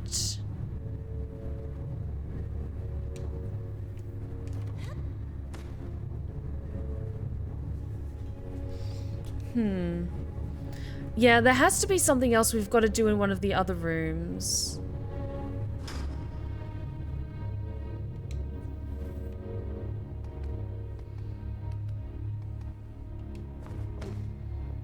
So yeah, let's go back up to the top and see if we can get into the elevator from the other side.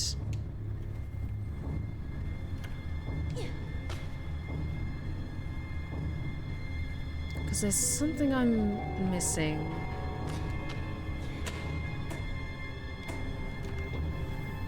Hang on. Okay, it's all the way up back at the top. But yeah, I can't actually enter the elevator. That's very odd. Okay.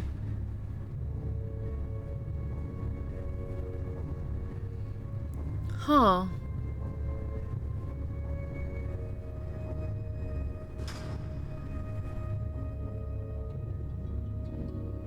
Okay, similar to the previous puzzle that we really struggled with, I'm genuinely just so perplexed by this one. I'm going to have a little sneak peek to see what the next step is, because I'm very confused.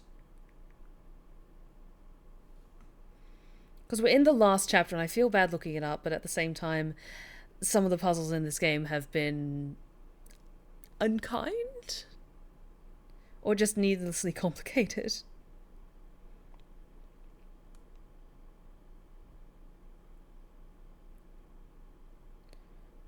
Reaching the clock tower.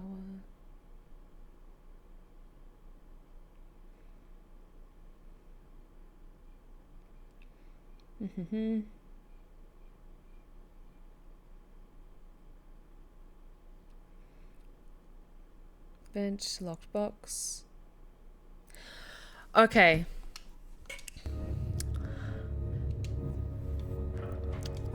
I saw what it was. What I needed to do. We need to go back up. 1 second.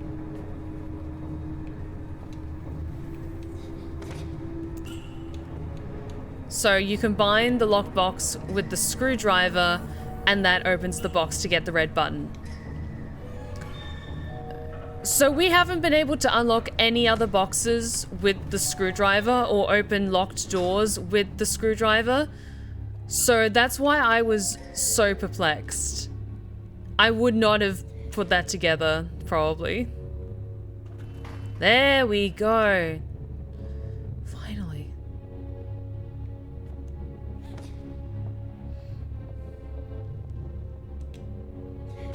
Have they been just as bad as last stream? I think there's just some major flaws when it comes to the puzzle design and some of the other details in this game. When it comes to story events or QuickTime events. There's just some things that just don't make logical sense to me. As someone who is very experienced playing puzzle games, I don't know, it might just be me, but there's just some stuff that just doesn't click right with my little gamer brain.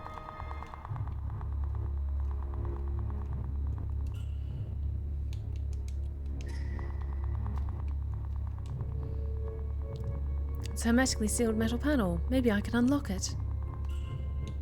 Screwdriver? No.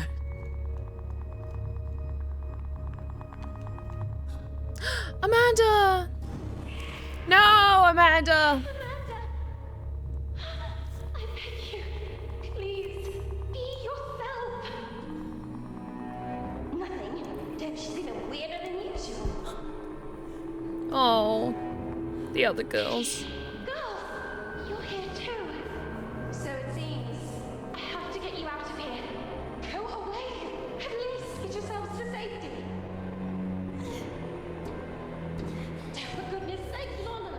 At least for once, listen. Get out. That's just the beauty of it. Knowing how to let go. But this is not the time to do it. Oh, don't this great. By the way,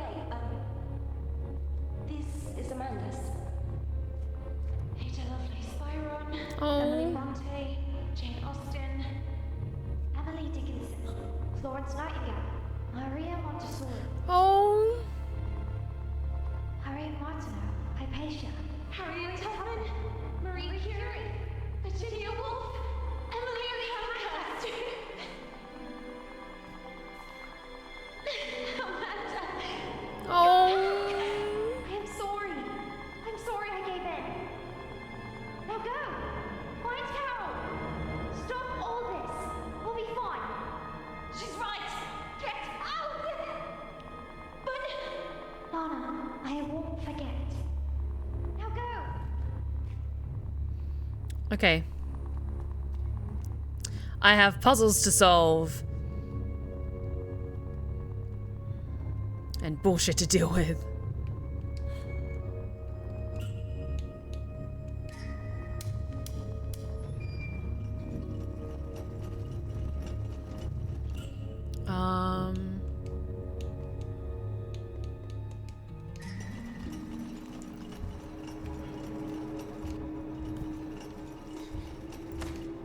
Okay, definitely need something for that.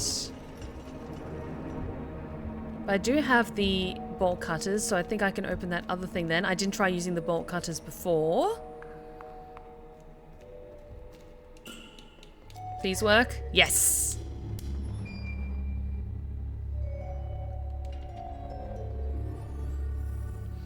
I'll take that.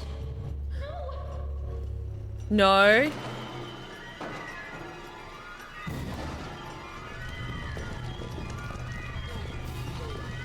Okay.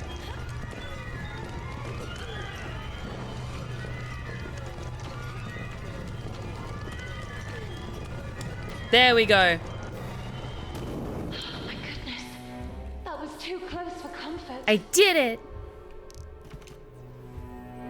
Okay, a magnet.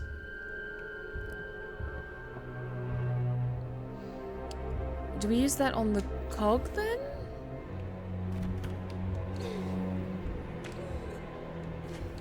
No, that's all closed.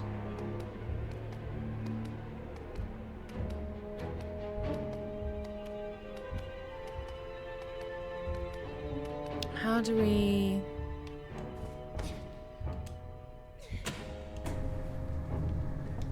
Can I use the magnet to open the door? Magnetize it somehow? No. No. No. No, fine.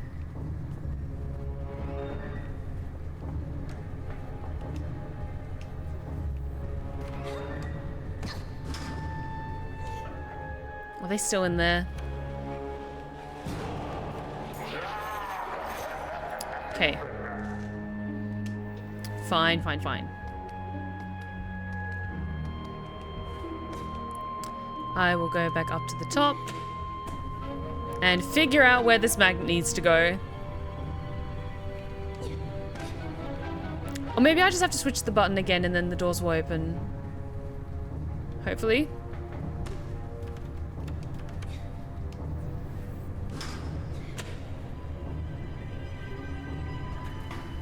There we go. Okay. Cool, cool, cool.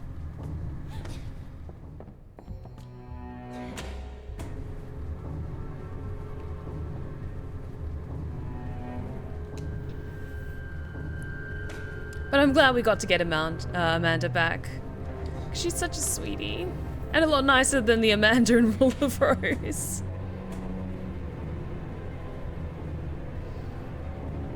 I remember someone I watched took more than 10 times to pass that part. To be fair, it is a little tricky. So I understand if it took them multiple times to get past that section. But we eventually managed to get there. See, I don't tend to have the best timing in times of crisis, but sometimes, I don't know, things just fall into place really nicely. Or I'm just like especially on point that night. Okay.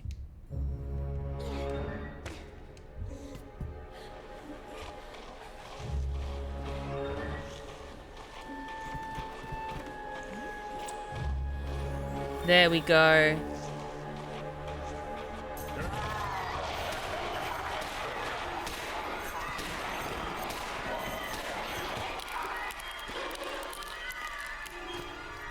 Go away, you creep.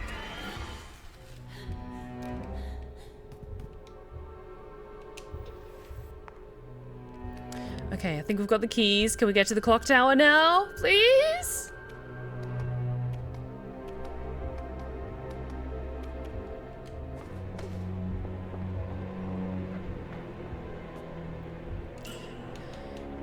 Come on. Please, please, please. I gotta save Carole.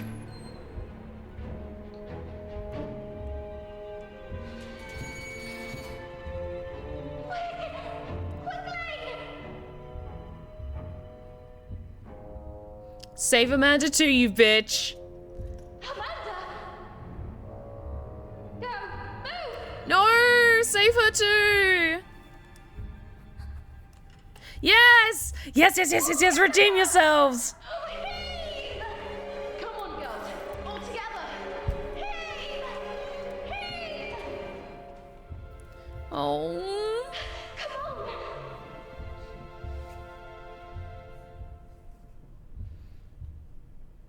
Yay.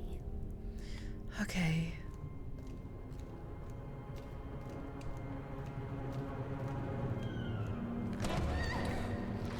No. Go away, you fucking creep. Humiliate me like this. Rejecting me. You, an insignificant bimbo. Wash your fucking mouth out with soap, sir. You do not get to talk to my girl Lana that way. Nothing without us.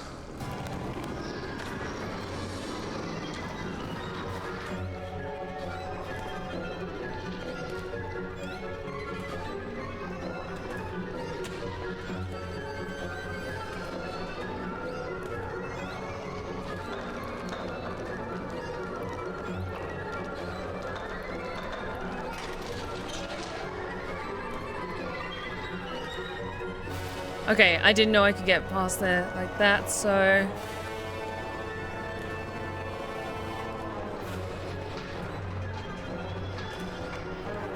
Damn it, no, no, no!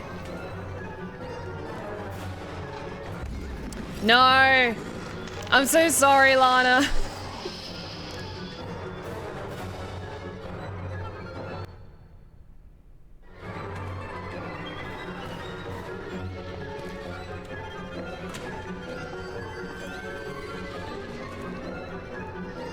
Okay, here we go, here we go, here we go. That's better.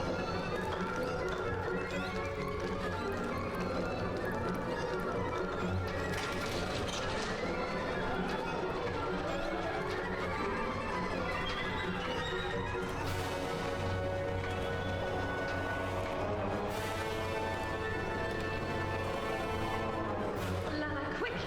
Grab the rope! I'll pull you up!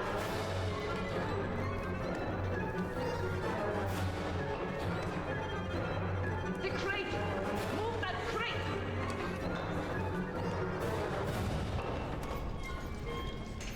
Thank you, Marcel! Get over, you fucking creep!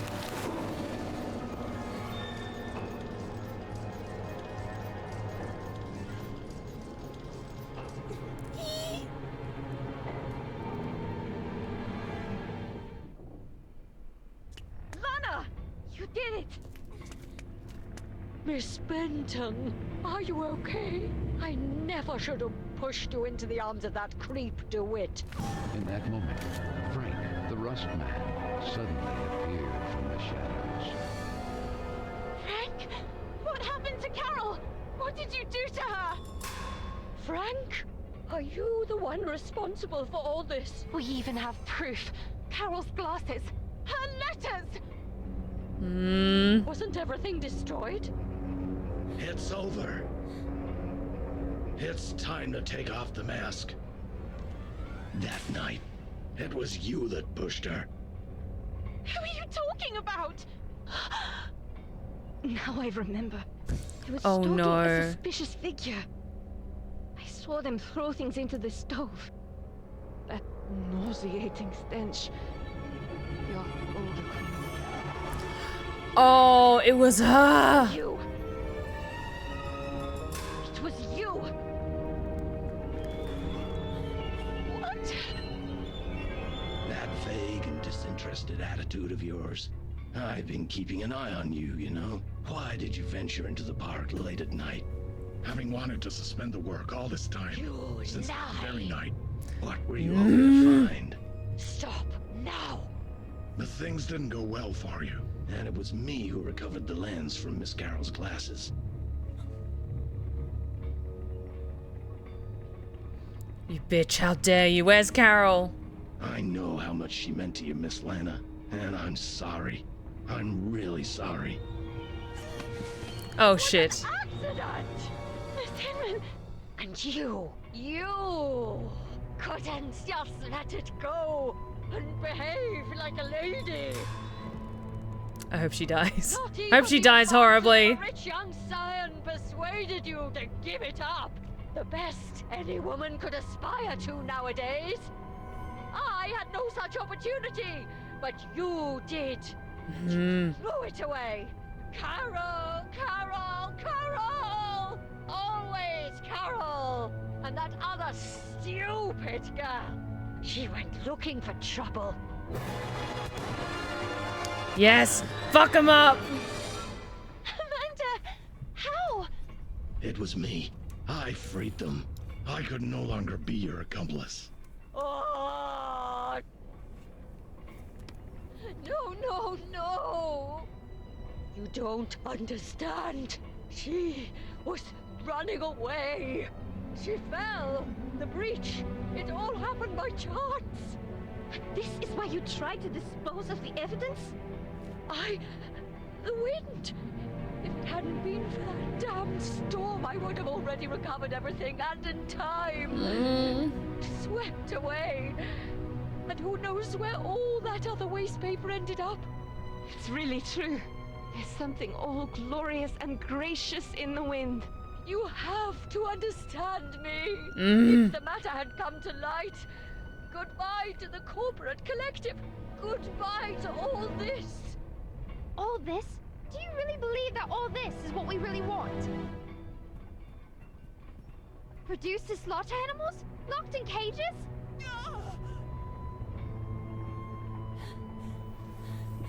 Yay! We're not rabbits. We will never be rabbits. She's almost there. Really disgusts me that it was another woman who developed such a plan. How sad. You will remain a tiny and insignificant stain of ink used to write about great women who actually changed history. You, on the other hand, history will forget about you.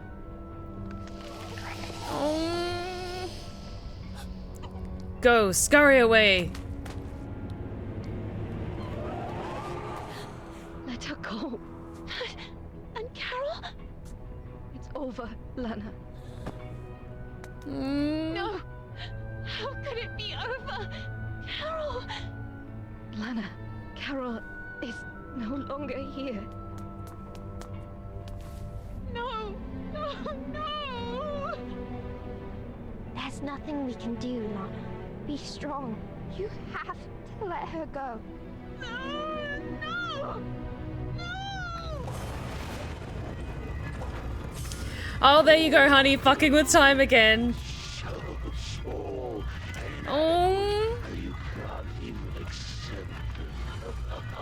When will you learn that every action has a weight and a consequence?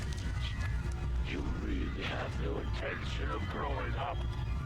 You don't accept that time passes inexorably. You continue clinging to the past like a parasite. So that's what you want. Backward.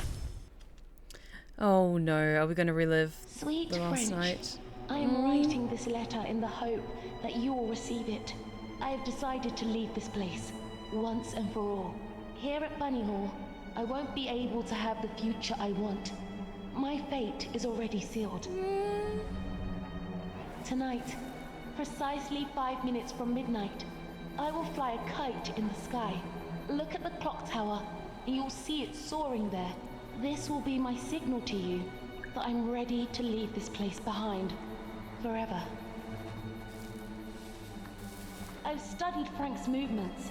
The disinfestation work starts 5 minutes before midnight.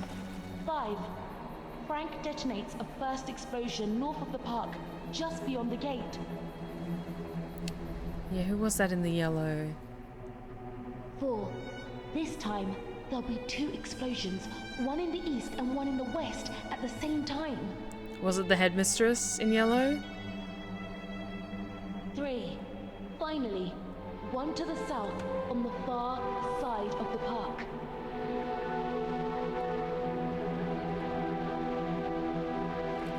2. The charges will cease for just 2 minutes. Meanwhile, as Frank makes his way towards the gate that from the park leads back to Bunny Hall, it will remain open.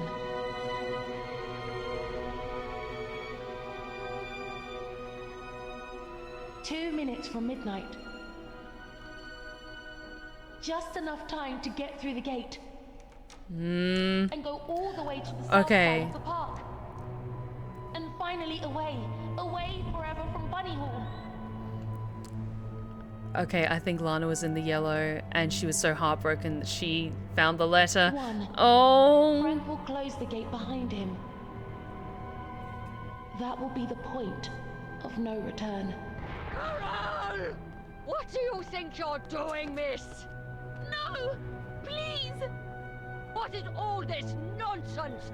Sweet French! That letter! How? You couldn't really be planning to run away like that. I've already arranged your transfer. I gave my word.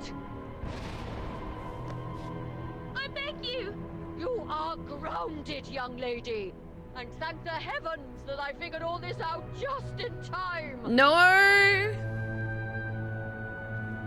Enough now. Come back immediately.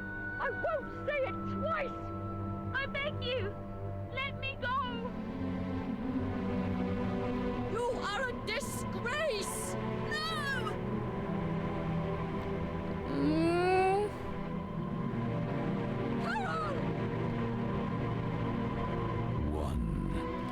It was too late. Frank had already begun to lock the gate leading to the park. No! Carole!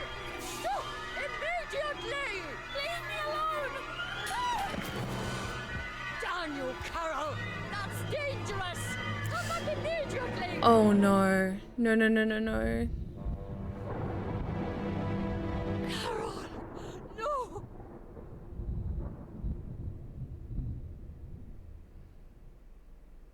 No.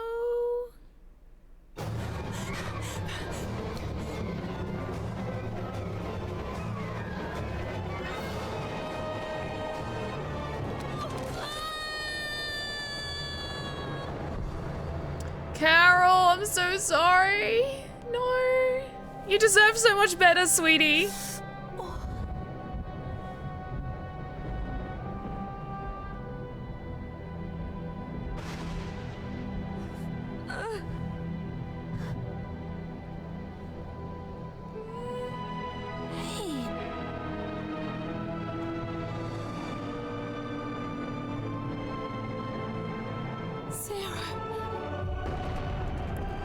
Oh, God.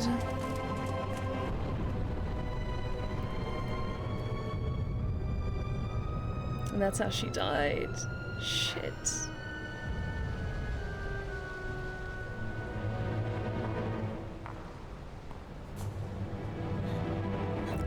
No, God, I suspected it. Shit.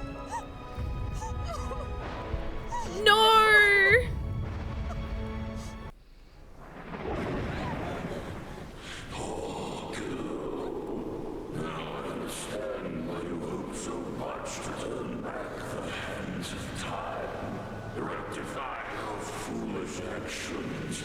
No! No! I couldn't have known things would end up like this! If only you would allow the letter to reach Marshall's hands. Instead, you condemned Carole forever. No! It's not true! I didn't want to! You can't change what is mean. And now, could you finally remember Corolla was destroyed forever?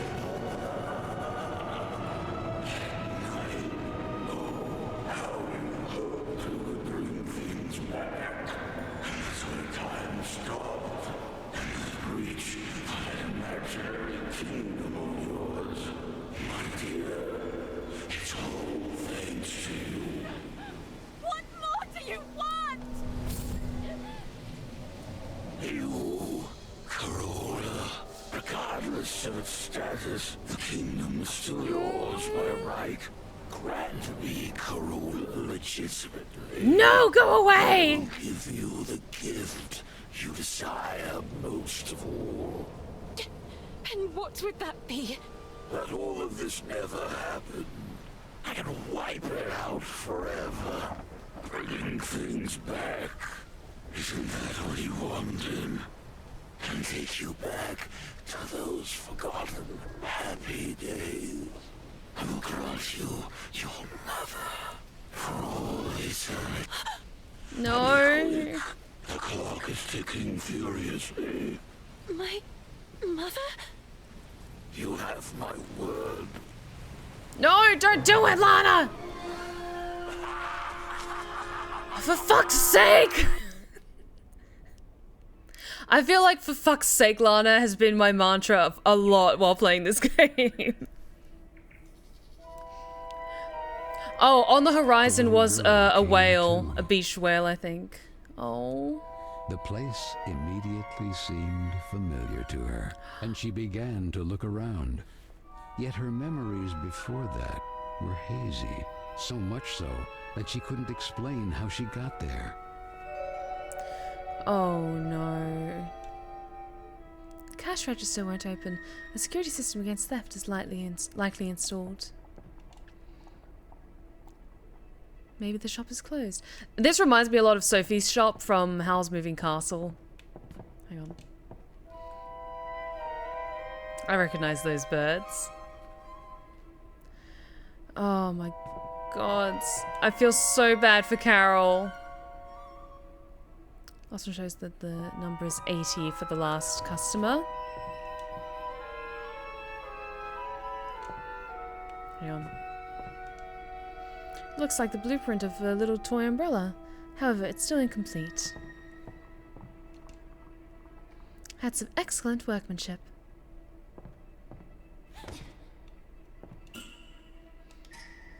Hang on. No, we need a very specific key for that.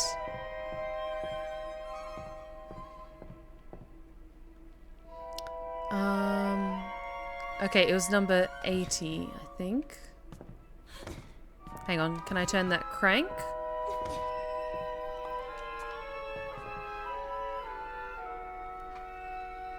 The conveyor doesn't want to move. Okay.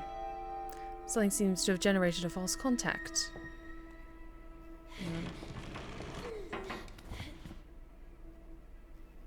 Because I do see that there.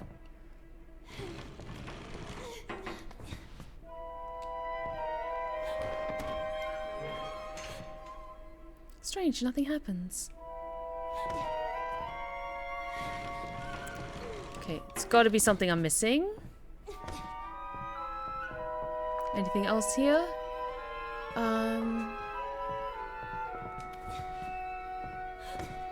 What was the last customer actually? Remind me. It was 80 something? Yeah, number 80 was the last one, but there isn't... There's an 83 I saw? Oh, hang on. There we go. Jackpot.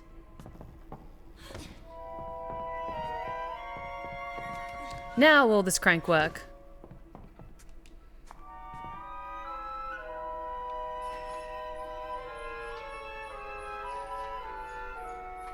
There we go.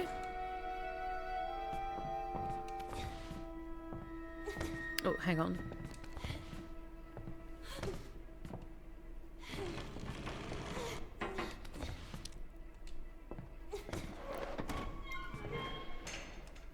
Hang on. A little bit closer.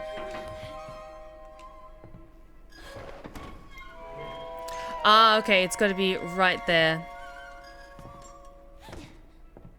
That's not it.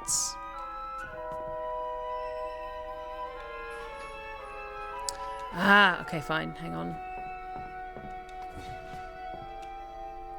Sent it back up. Okay. Let's get 80 right on the spot. There we go. Okay.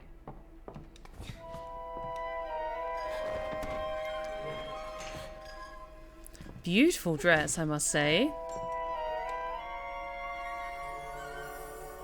Padlock key. And does the key go here, perchance? Yeah! Here we go.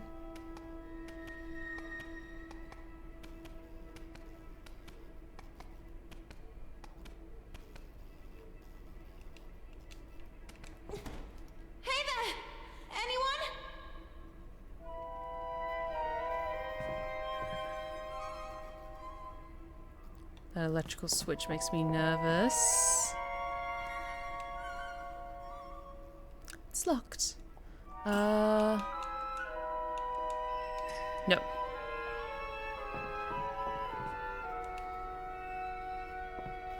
I'm scared about getting electrocuted from that thing. Hang on, can I just go past it? Oh, thank goodness. Cute little dress. That also looks very similar to, yes, it is Clara, I think, from Rule of Rose. I don't know, because I haven't kept up the lore of Rule of Rose in quite some time. So I can't remember, like, if the main character's name is Clara. It must be Clara.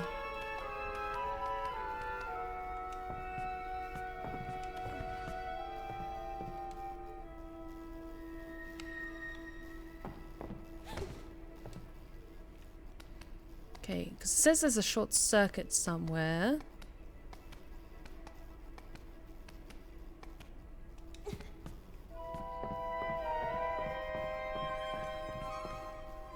Oh. There we go. Ah.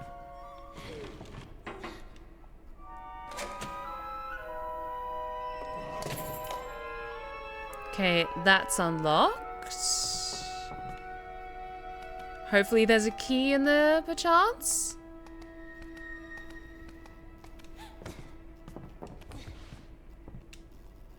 Let's turn the lights back on. And... key? Hey, there we go. Backroom key.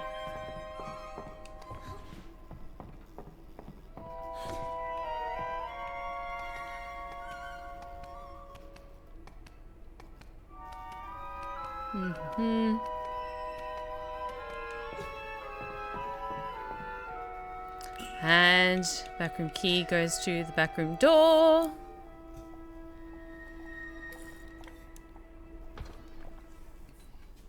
Okay. Mr. Basie! Oh.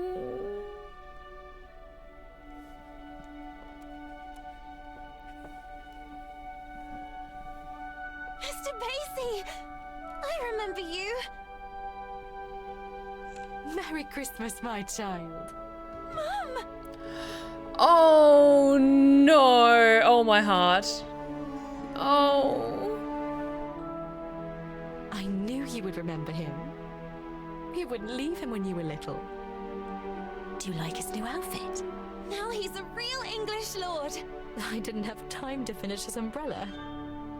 I had to sew his head back on. Last time you almost tore him to pieces. But he's magical, so he came out almost unscathed. Magical? Do you think he can fly? Only if you want him to.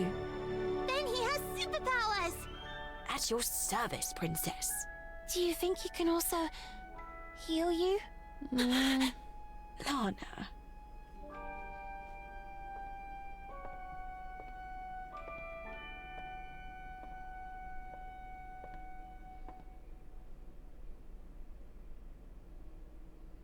Whatever happens, never keep clinging to the past, trying in vain to change it. People move and places change, and that will be the day you'll really know who you are. And you will learn to accept that time passes, that things change, and know how to let go.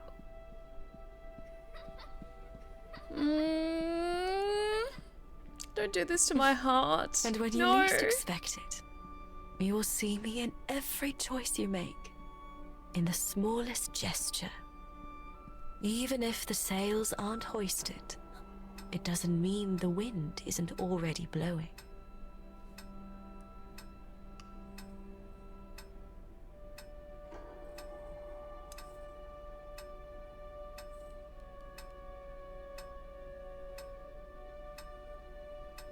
But wait a second.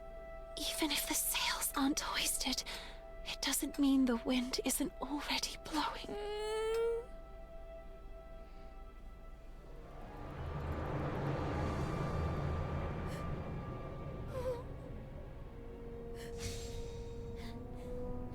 Let me go! Miss Benton, you must come with us. No, please! Mom! The umbrella is not finished yet! Miss, it's too late, and you should accept it. Your mother is no longer here. You have to let her go.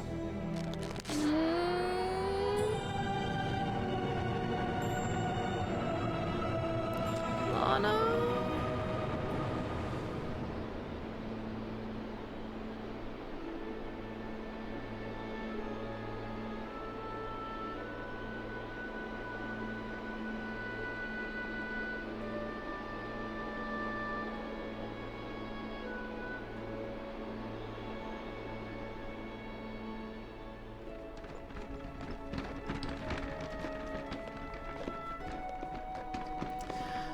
Oh. I was just getting flashbacks to the ride that she was on with Mr. Basie. Oh, Lana.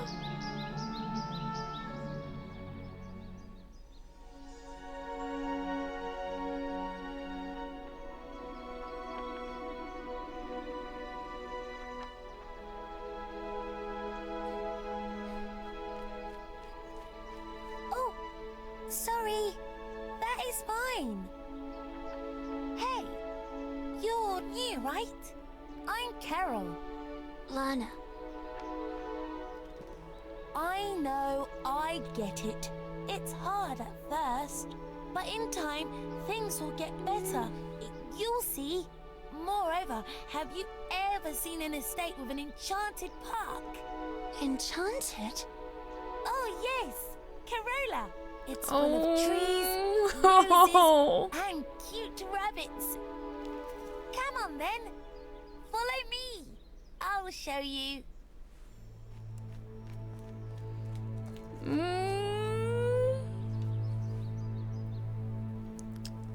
No. 3, 2, 1, 0. Isn't it beautiful? Yes.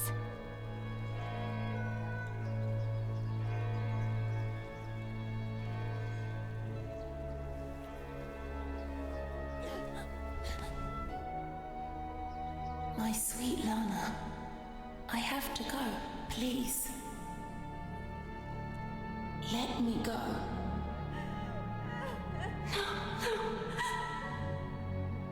I cannot. No. I can't accept feeling that cold emptiness in my heart again. I don't want to have to forget your face too.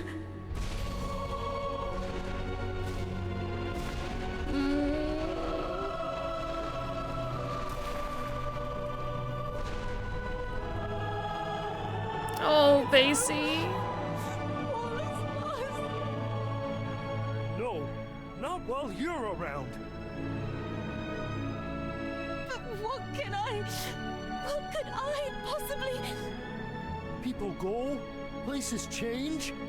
One day you'll learn to accept it. And that will be the day you really know who you are. And that day is today. Come on, Lana, you got this. Maybe time never stopped completely. You made me a warrior. You made me like this. You completed it for me. Be the hero of your own story. You have my sword, princess. Reclaim your kingdom.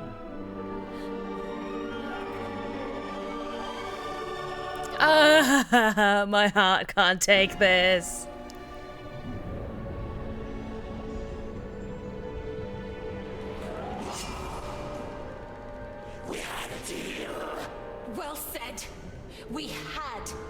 was wrong to allow you to corrupt the memories of a kingdom that I myself created, and in which I took refuge, as if in an eggshell, unable to accept my actions, or that time passes whether you wanted to or not. But you missed a detail, Mr. Keen. That would be... Like Corolla, you too are a figment of my imagination! Okay, combat time. I'm not a fan of the combat in this game, but I'm going to do my best. Lana can use the magical umbrella by pressing the left trigger. She can also use it to push enemies that use wind as an attack form. Okay.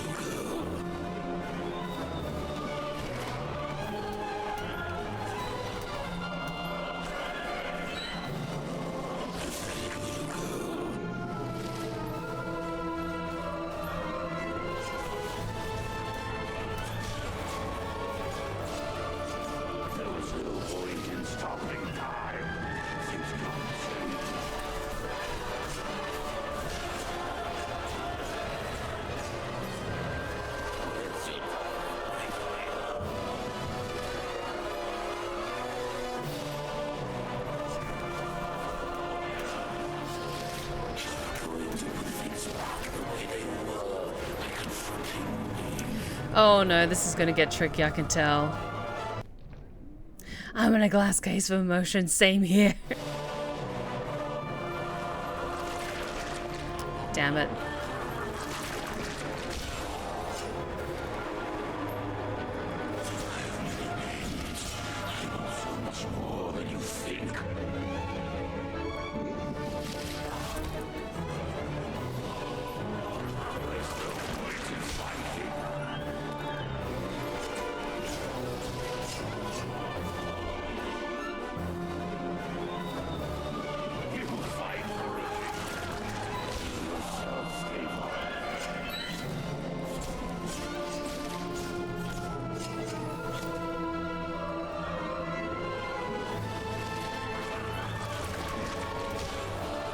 Okay, thankfully it's not too bad second time around. Okay, getting the hang of this bit by bit, come on.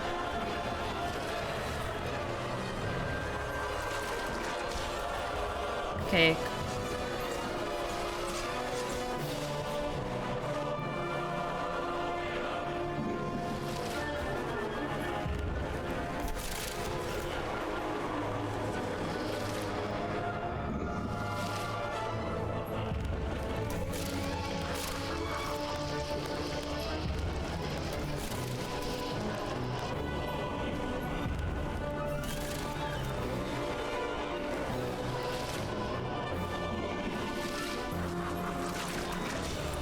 Okay, come on, come on, come on. And I will say, seeing Lana in this fully realized form with the coat and the hat and everything is quite cool.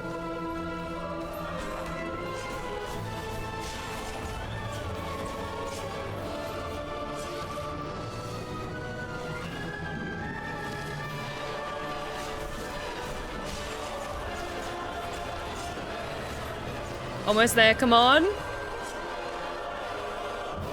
Yes!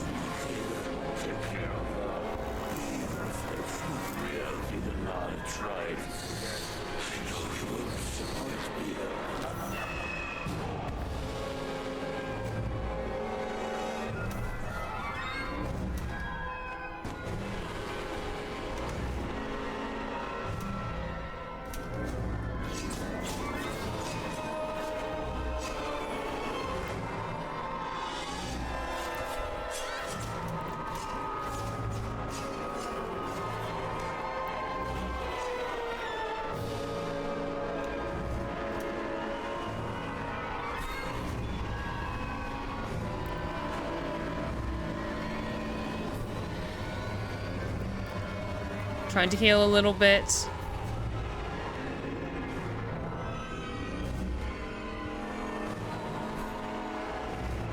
Okay, there we go.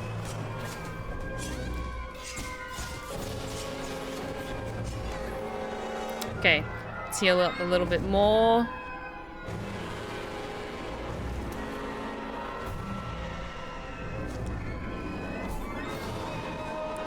Come on, healing bit by bit.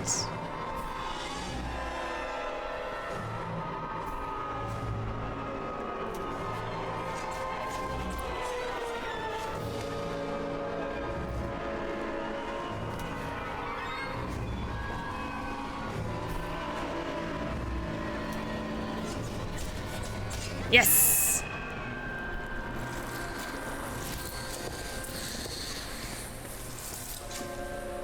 Is that it? Hey, Soja, how's it going? Welcome back. Good to see you. Thank you so much for the Prime resub. I really appreciate it. Almost a full year now. Thank you. We're just at the conclusion of My Sweet Carole. It's a big, shiny boss fight right at the end.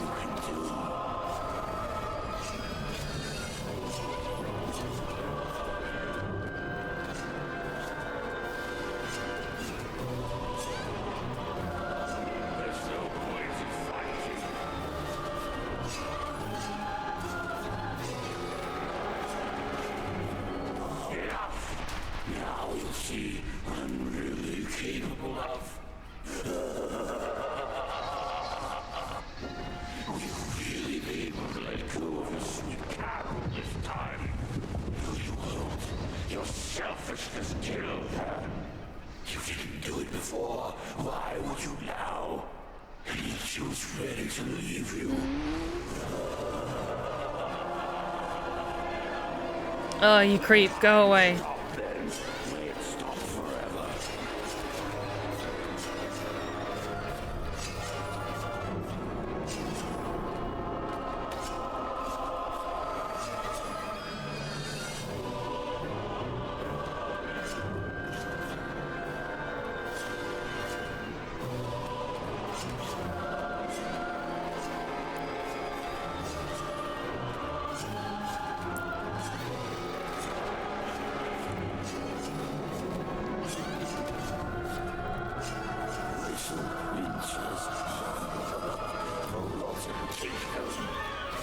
Come on.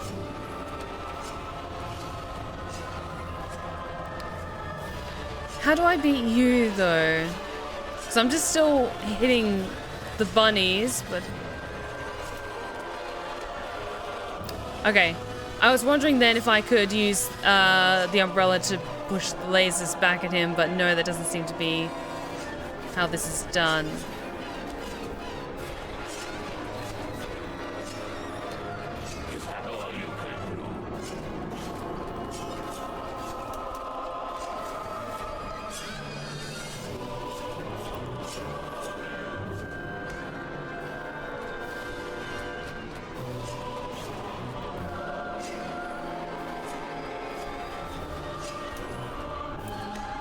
Yep. So yeah, I can't push the lasers back at him. I'm wondering then, how do I actually attack you?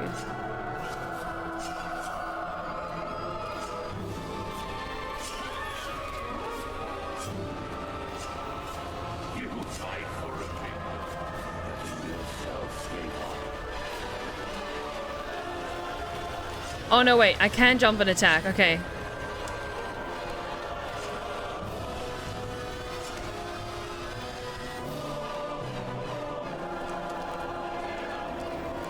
Okay, cool. I can jump and attack. Cool.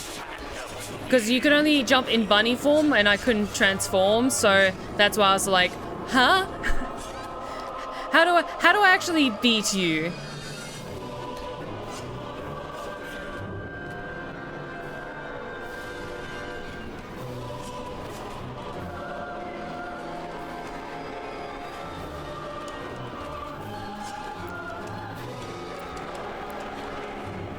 Okay, there we go.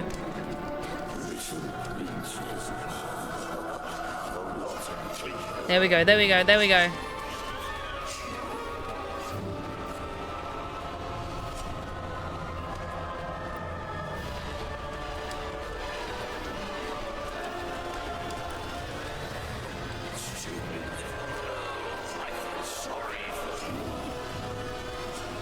Getting there bit by bit, come on. Almost there.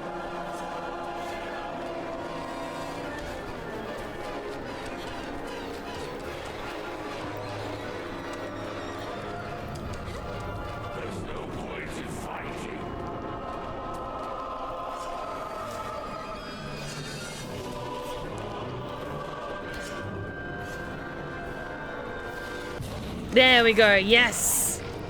Yes, yes, yes, yes, yes.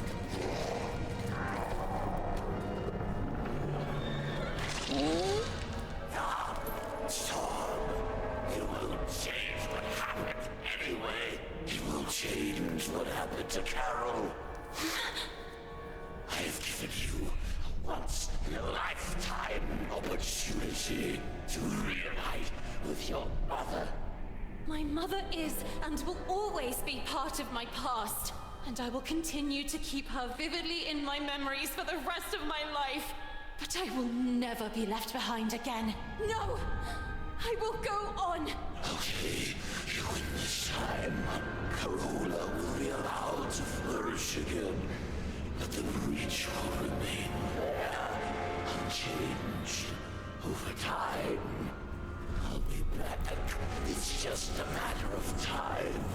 Sooner or later, you will crumble. And when you're sad and alone, I will infect everything you love and cherish. And I will be ready to welcome you. Yes. After all, you are nothing more than any ordinary man! Nice! Good on you, Lana.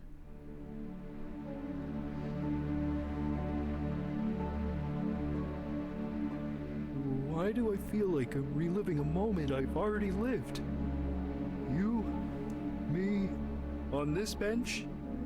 All of this. AC, I'm sorry. It's my fault. Corolla, it's too late. It's never too late. Look, there is no seed that goes to waste. If it thrives in a freshly bloomed flower, so Corolla will flourish again. And I, with you by my side. No, Princess, you said it right. This is not your place. It's time for you to return home. To your real home. It will be up to me and the other spirits to restore the kingdom of Corolla to its former splendor. The time has come to say goodbye. A handshake and off we go. I really don't know. Goodbyes have never been my thing. And what if you need me? I know you'll always be there, because I can feel it strongly inside me. Now? What will you do? What does such a small and inadequate girl do in a world made of ash, tar, and coal?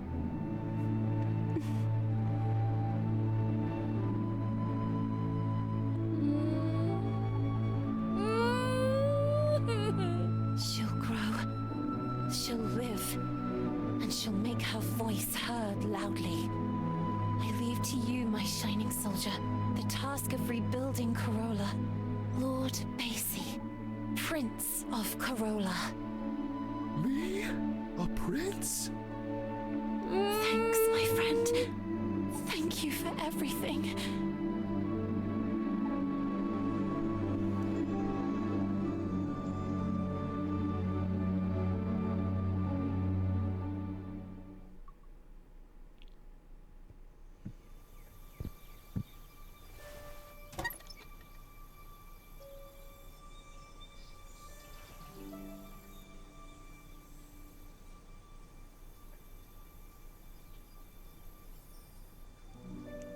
Daniel, thank you so much for the 5 gifted community Sweet subs. Lana. You're incredible. Thank you. This is Marcel. We're just at the conclusion of the story. I can feel her, you know? Carole. Here. With the other suffragettes.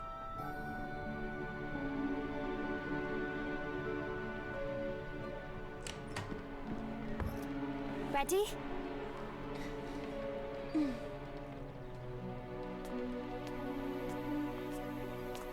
I can hear her voice. And I feel her alive, blossoming again, even inside me.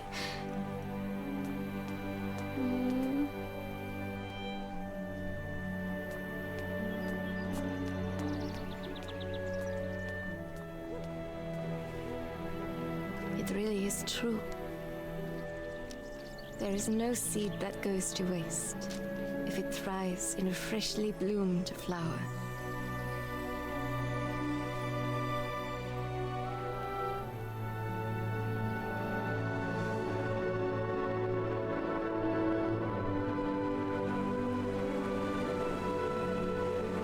Hope to see you and Amanda again, and that you may soon join me in London.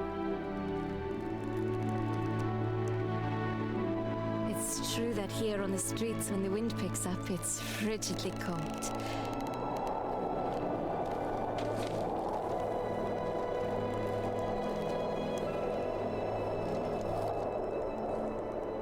And yet, I say again and swear it now, that there's something all glorious and gracious in the wind.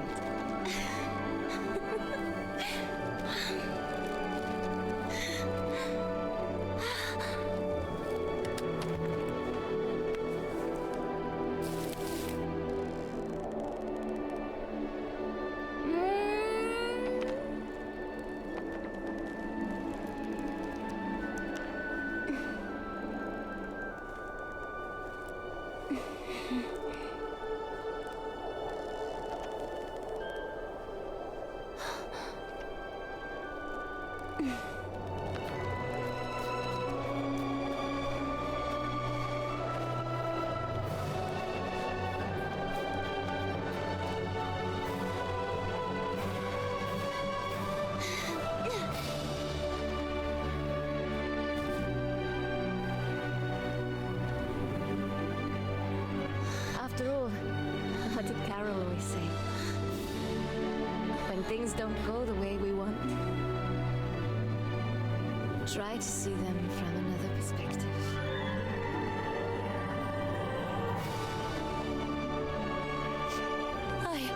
Sweet Carole.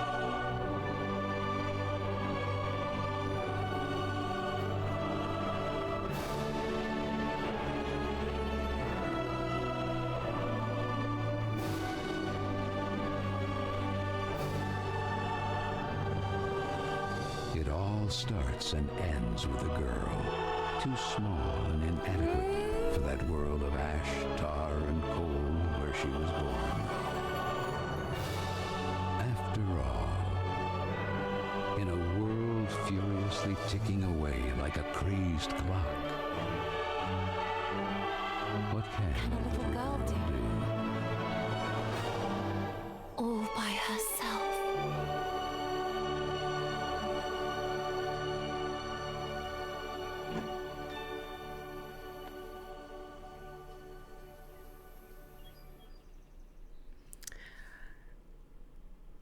Okay, the ending really, really got me. That was so good. I didn't want to talk over it while it was happening. But Daniel, thank you again so much for the incredibly kind gifted subs. Thank you so much for the 5 gifted community subs and supporting my archive. Oh. And this is Elsie. This is Elsie Lovelock. She got to perform the outro song. Oh.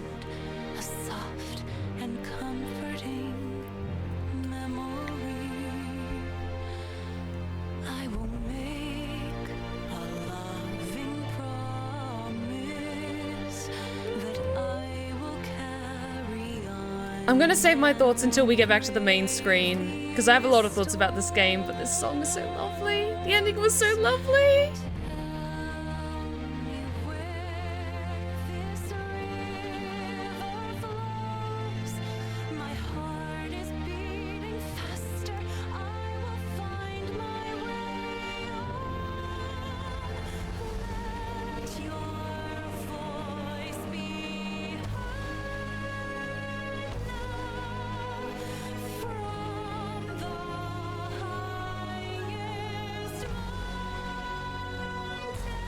Jeffrey Hedquist did a fantastic job as the narrator. He had a wonderful baritone to his voice.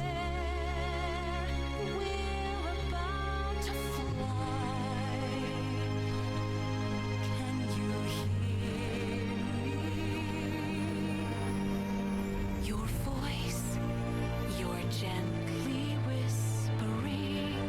Everyone was so good. Sharing secrets, building dreams. You trust in me.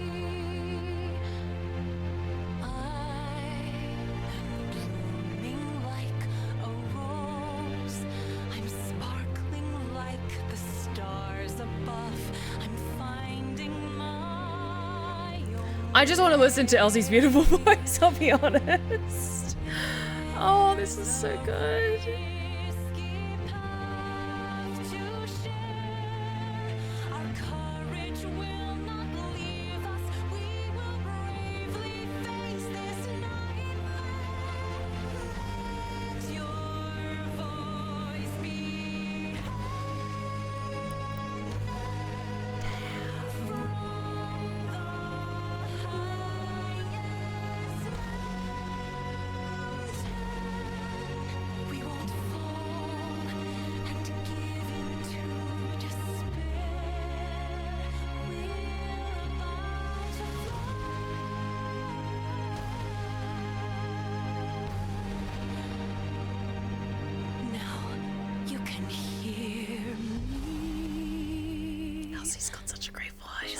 Let us be carried by the wind, carried by the wind, carried by the wind.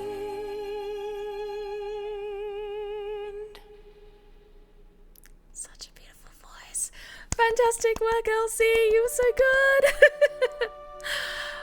Oh my god, that was lovely. That was so good. Okay, now that we're more on the instrumental side of things, I have a lot of thoughts on this game. First of all, absolutely gorgeous. No doubt about that in terms of visuals. I think the 2D animation worked well with having a story about maturity and coming to terms with grief and letting go of the pains of the past instead of trying to stay stagnant there and resisting like the wheels of time and everything like that, accepting having to grow up, and in turn growing up means letting some things go, while also like facing responsibility of your actions and all that stuff. So I think the visuals worked really well with the story that was being told. And overall, I think it was quite well incorporated.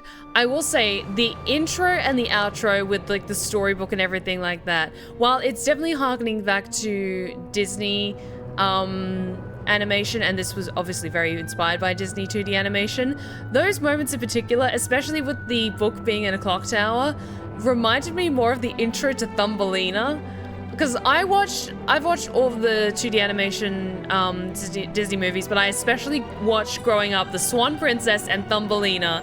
I love those movies so much. And there were moments that maybe it's a slightly more muted color palette, but it reminded me more of, I don't know, there were moments that kind of reminded me of like the Swan Princess style of animation, especially the way that eyes were drawn, even though it's a style that is also very adaptable for like Disney styles. There was something about this that felt a little bit more like Thumbelina and Swan Princess, and that might be with the slightly more muted color palette for a lot of the scenes. But overall, I think the visuals worked very, very well. I think that the character designs were lovely. I think everything worked very, very nicely. I do wish that sometimes there was a touch more fluidity to the animation, but I understand more fluidity in animation means a ton more frames per second, and that means more labor, more drawings have to be done, more has to be animated. Just because sometimes during the scenes, some characters were just a touch too stiff, and it was a little distracting from the heavy emotion of the scene. And just seeing the first 3 gestures being repeated over and over again. I understand that, especially if you're an indie developer working within a certain budget, animation takes a fucking long time and it's very, very expensive. So I absolutely get why they went with that particular style of having certain gestures on a loop for some of the conversations. I just felt that sometimes it was a little too overdone to the point where it was distracting. That's just my 2 cents when it comes to the visuals, but overall, I really, really liked it. I liked the more muted color palette. I think it worked very, very well with the tone of the story, and then having the more fantastical elements really heavily like brightened and the visuals then reflecting almost a Wizard of Oz moment where you've got the more humdrum, what's the word I'm looking for? It starts with an H, but I'll just use the word mundane for now. The more mundane real world in contrast to the fantastical elements of Corolla. But it felt like even then, there wasn't a super huge difference like between the two. Sometimes there would be fantastical elements with a more muted color scheme. And so that's why I was kind of like uncertain at times. Okay, back to the menu. There were some points where I was kind of uncertain, like, is this a magical phenomenon that's affecting other people? Because it's also, like, the other girls are turning into rabbits, so it doesn't feel like this is all in in Lana's head in some ways. Because this very much felt like a mixture between, Rule of Rose, elements of Spirited Away, and a bit of Pan's Labyrinth as well. So I get that there's magical realism and like the two intersect, and so it's difficult to kind of pin down what is happening in the real world, and in some ways that leaves it open to interpretation. Like in Pan's Labyrinth, you can argue that all of the stuff that Ophelia's experiencing is all happening in her head as a way of coping with the horrors of war and everything like that. Similar to this. But then when you have other characters that are also turning into rabbits, that's where I was kind of like, okay, is this magical realism and this is like a spell that's being cast over this orphanage and this is actually happening?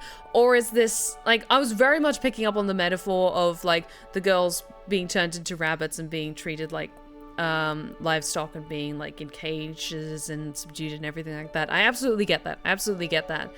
But I wasn't 100% sure of how far the meshing between reality and fantasy was intentional, and if it was, oh, this is actually magically happening, or if it's all supposed to be allegorical, if that makes sense.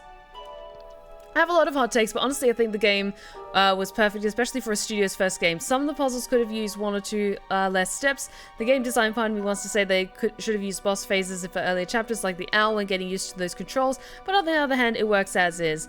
I will say this is by the same developer who made the Remothered games. Remothered... There's the first Remothered, and then they had a sequel game, and then this is their third game. So I believe from this studio, this is technically their third game, but it's the first one that they're doing in this particular animation style. The other games were in 3D.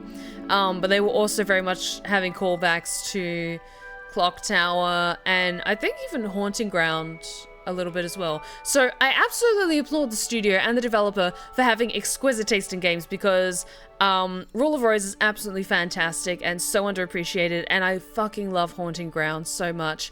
And Clock Tower is also really, really good. I have Clock Tower Rewind, the revised edition that came out last year, I think. It's in my Steam library. I was thinking about playing it for Halloween this year, but so many amazing games came out this year that it's kind of been set to the side for now. But I feel like there was some... homogenous. That was maybe the word I was looking for. Homogenous. I think there were two parts, fantasy and real world aspects. Like, I think she herself acting the world around her. Let's see, what else? Okay. I want to always... when I give my criticism at the end of playing a game, I've experienced it all the way through from start to finish, and then it feels like, okay, I'm at a good point where I can give my criticism having experienced it firsthand. I think there was serious problems with the puzzle design, in which I talked about it last stream, I think. It was either the last stream or the stream before, where certain elements were not communicated fluently to the game, to the player. I also think some of the puzzles were a touch too complicated. And it didn't feel like, okay, the one that was like, all you had to shift the different panels up top and you had the water at the bottom with the wires. It feels like a similar puzzle should have been introduced earlier in the game, and then you warm up to something more complicated like that. I also think that... See, I'm struggling to say that Mr. Basie shouldn't be like as a swap out character, because I understand what they were doing with it, and then essentially at the end of the game the two roles merge together and Lana becomes like as strong as Basie is.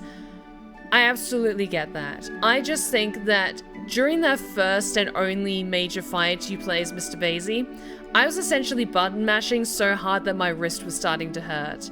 And it felt like that could have been tweaked a little bit, so there was a little bit more ebb and flow. That, because in this last fight with Lana, she had the ability to like open her umbrella to deflect blows. I don't think you could do that as Basie, so I feel like that was a missed opportunity to have him be able to do that.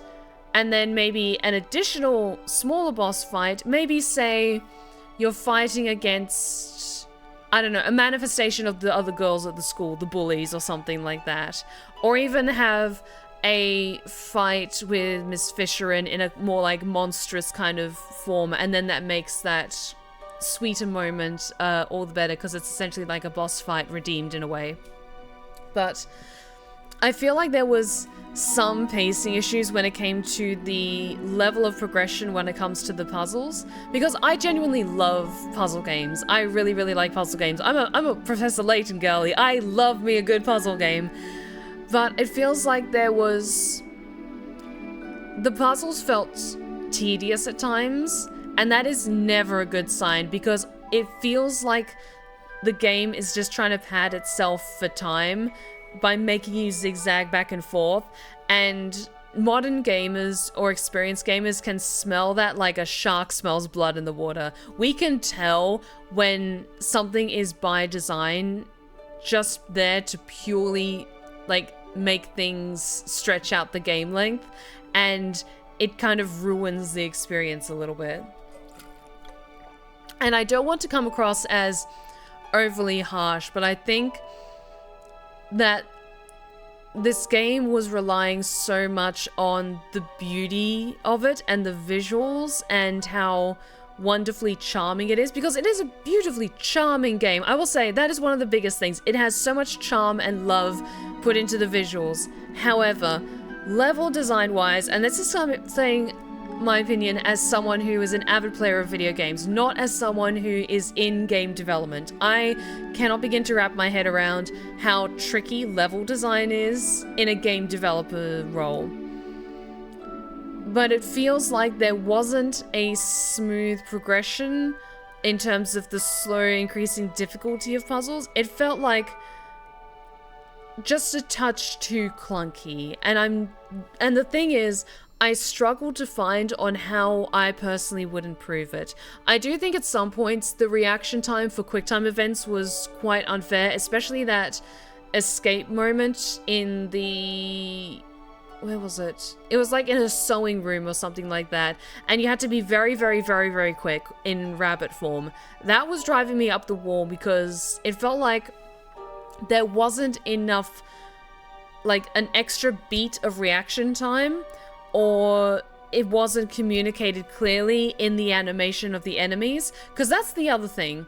When you have 3D modeled enemies in a typical kind of 3D game, you have more of a sense of when is a safe time to move and when you can get away from enemies. When you have 2D animation, it's trickier because unless you have smooth, seamless enemy movements, it's trickier at times to time things as a player, if that makes sense. Especially if there are kind of clear-cut beat, and then little bits of movement in between. Sometimes it's okay because you can figure out, okay, when you're facing this direction, you move here. But then at other times when you have to be very quick on your feet, it felt like there was just not enough of a margin for movement, if that makes sense. The signposting for other puzzles didn't feel entirely thought out. Exactly, the signposting. And I remember talking about it in terms of like the Silent Hill remake and in Resident Evil games. In Resident Evil games, the signposting is done with yellow tape or yellow paint. In the Silent Hill 2 remake, it's communicated with strips of white fabric, like bandages wrapped around doorways, or around an entrance, or around objects that you can interact with. And that's the signposting. So I think if you could absolutely keep it in-universe, you could maybe have something like a little wreath of flowers or the color pink. I think I suggested because it ties in with Lana's bow.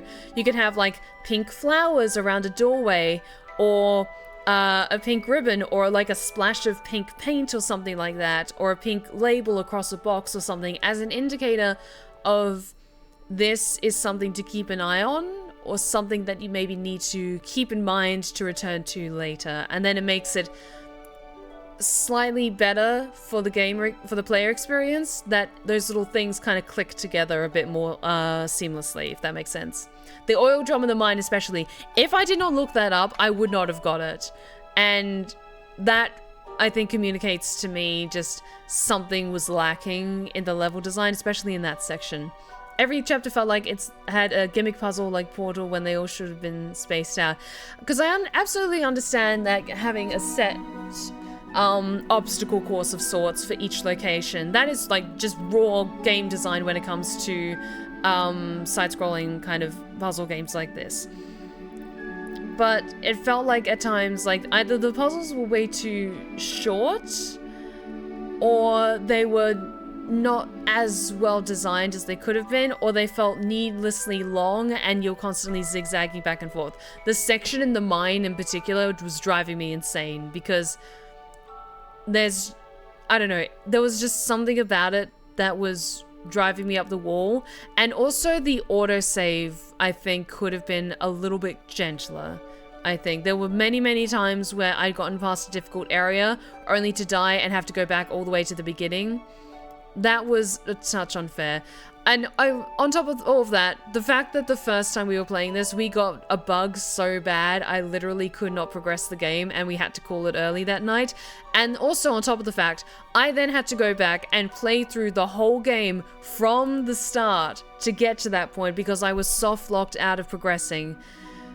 Thirdly, multiple save files are important.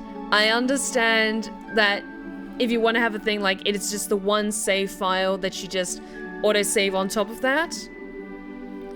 But if I was able to have multiple save slots, I wouldn't have been soft-locked out of that first run as easily. And that kind of, I don't want to say put a bad taste in my mouth from early on in the game, but when you have a bug like that that kind of fucks you over to the point that you have to play the whole game again to get to that point, I don't know, it's a little sour. It just makes me a little bit sour. It should have leaned into the platformer side more. I think that was intentional because each puzzle felt like it was going for a grounded sense, and I think they didn't want it to be more of a platformer than it was. And that is completely understandable. Like, you don't want to have super, like, shifting platforms like something out of Hollow Knight, for example. You want it to still feel like you're exploring a realistic area and interacting with stuff that would be in the area. But at the same time, you're also doing a game that has magical realism as a thing, with monsters that you have to hide from. So, I don't know, it just wasn't quite on point. Honestly, I would give the puzzles, I hate to be mean, but I would give the puzzles maybe a 4. They were fine, they were passable, but they were very tedious at points. Visuals-wise, I would give this game an absolute, I would give it a solid 9. I would give it a solid 9 out of 10. I don't usually do numerical scores, but I think because this game in particular, it had so much going for it, but it stuck the landing when it comes to the actual gameplay. Story-wise, lovely. Very moving, very sweet. I could very much see the callbacks to Rule of Rose. I just think that if this was purely just all the cinematics sliced together, it would have been lovely, but the actual gameplay in between felt... Let me word this right. It felt fine at best and infuriating at worst. Like, when it was perfectly fine and adequate, it was lovely. It was just like, okay, I've got to do X, Y, and Z in order to get through this door. That's perfectly fine. I can do that. I just want to see what happens next. But then there were certain points where I was literally like just staring at the camera like I'm in the office, like, you guys seeing this? Or even something like clicking the right analog stick down to show a trail players supposed to follow to keep them on track. Yeah, something like that. Frame it more like in the middle of the hallway, exactly. I would love to see him do another game that's more refined. I give the puzzles 6, just a fine score, absolutely. I think maybe because I was the one playing it, that's why I was a little bit more salty about it. Like, come on, guys. So I'm giving it the puzzles a 4. Visuals a 9. The soundtrack was perfectly lovely. I did find some of the sound balancing was quite off, though. And I don't know whether something was weird with the sound mixing. But this is coming from someone who is a voice actor and regularly has to edit their own audio. There was something about the sound balancing, like sometimes the music was a touch too loud, sometimes the voices sounded like they were too grainy, like they had a filter over it, or they weren't processed correctly, which is weird because, like, everyone gave great voice performances, so I wonder if it was something done in the sound mixing that made things a little off. I don't know, was that just me? Or did you guys hear that too, that sometimes, I don't know, characters sound a little bit too iffy, like as though they were speaking very close to the microphone and there was this weird kind of haze over it. Sorry to everyone's ears, but there was this, and also, I don't mean to be mean, but sometimes there were explosives that I noticed in the final cuts. As a voice actor, no, don't have explosives in the final takes that you use in your product. I'm sorry. I don't want to be mean. Like, Elsie was absolutely lovely. Her voice and her recordings and everything like that was perfect, crisp quality. I just noticed in some of the other voice lines, there were explosives still there, and I can hear that shit. No, don't do that. I was gonna say some of the voice acting in the end parts are lower quality. I think one thing that's 50-50 is the hold your breath feature. Sometimes I feel the NPCs linger too long your position. Honestly, out of here, very good bringing that up. I will say, while some of those moments were a little too close, I felt those were actually quite well timed. It was just enough to add a level of stress, but just when you were on the edge of it, they would back off and keep going. I will say that, at least for me, as the person who was playing it, that didn't feel too bad. I quite liked that. I think, honestly, that was perfectly adequate. I do think some of the spawn points for when enemies would appear was a touch unfair, and it didn't quite make logical sense why an enemy would, like, suddenly appear in that particular spot when you had been really, really good of gingerly walking around everywhere and avoiding them. Explosives like mic plops. Explosives like, okay, here's an example. Pressing the buttons, you can hear it's like a p, p.